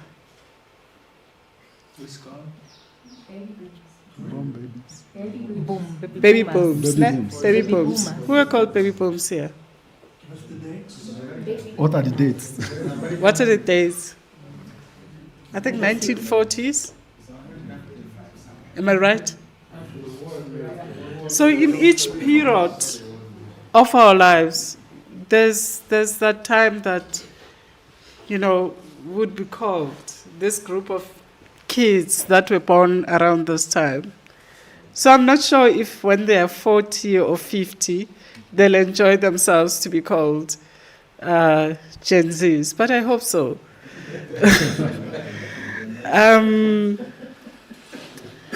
I think I'll come to what James was saying about alternative formators. So we speak of TikTok. They watch TikTok, they go on internet. But I think one of the biggest things that everyone who's here, who's been formed, who can give the exercises, I think we should also strive to be those alternative formators for them. Because one of the things that they said, they want to pray, but there's no one to teach them about prayer. And Ignatian spirituality, one of the things that it teaches us how to pray and making the exercises. So we could, sitting here, be their alternative formators, whether be lay, be my alternative formator, my other, maybe to say it that way, was my parish priest. He became my alternative formator. And a few of us can say that, or many of us can say that. I also noticed during the time I was giving them the exercises that TikTok, they would watch TikTok, but they also would come to something that they believed was tangible, they could hold, that worked, that made them to progress. Some of the stuff on internet or on TikTok is not believable and cannot be used. But we could be this group that, whether lay, priest, religious sister, that we could be their alternative, especially the Gen Zs that we are looking at in Africa. The question about the spiritual exercises being enough, and when we think of psychology, I think these are two, spirituality comes first, followed by psychology, and that's what I'm saying. But one of the things that when we start to give someone the exercises, we look at places like annotation 1. Someone yesterday spoke about being fit, being ready, when we're talking about the exercises. And annotation 1 is very helpful. We can see if someone is fit, is ready to make these exercises. Am I saying through the spiritual exercises one cannot struggle with psychological issues? It's possible, but it depends how far they go. And if they go to their worst state, you'll have to stop the person. Prayer is good. Prayer is helpful, but also psychology play its role if needed to come in. I think that's what I can say. They both complement each other, but prayer comes first. I'll say that. All of you have answered? I think I did. You did. Okay. So I think that we are at the end of our morning session. Let us give a clap to all the three presenters. Yes. We have seen with them the challenges of bringing Ignatian spirituality to the family, to the youth, and the training of Jesuits. So, thank to them, and then I give back the microphone to Charles. Thank you. Thank you. So thank you very much, Polyphag, for a long morning of moderation. Let us clap for him also.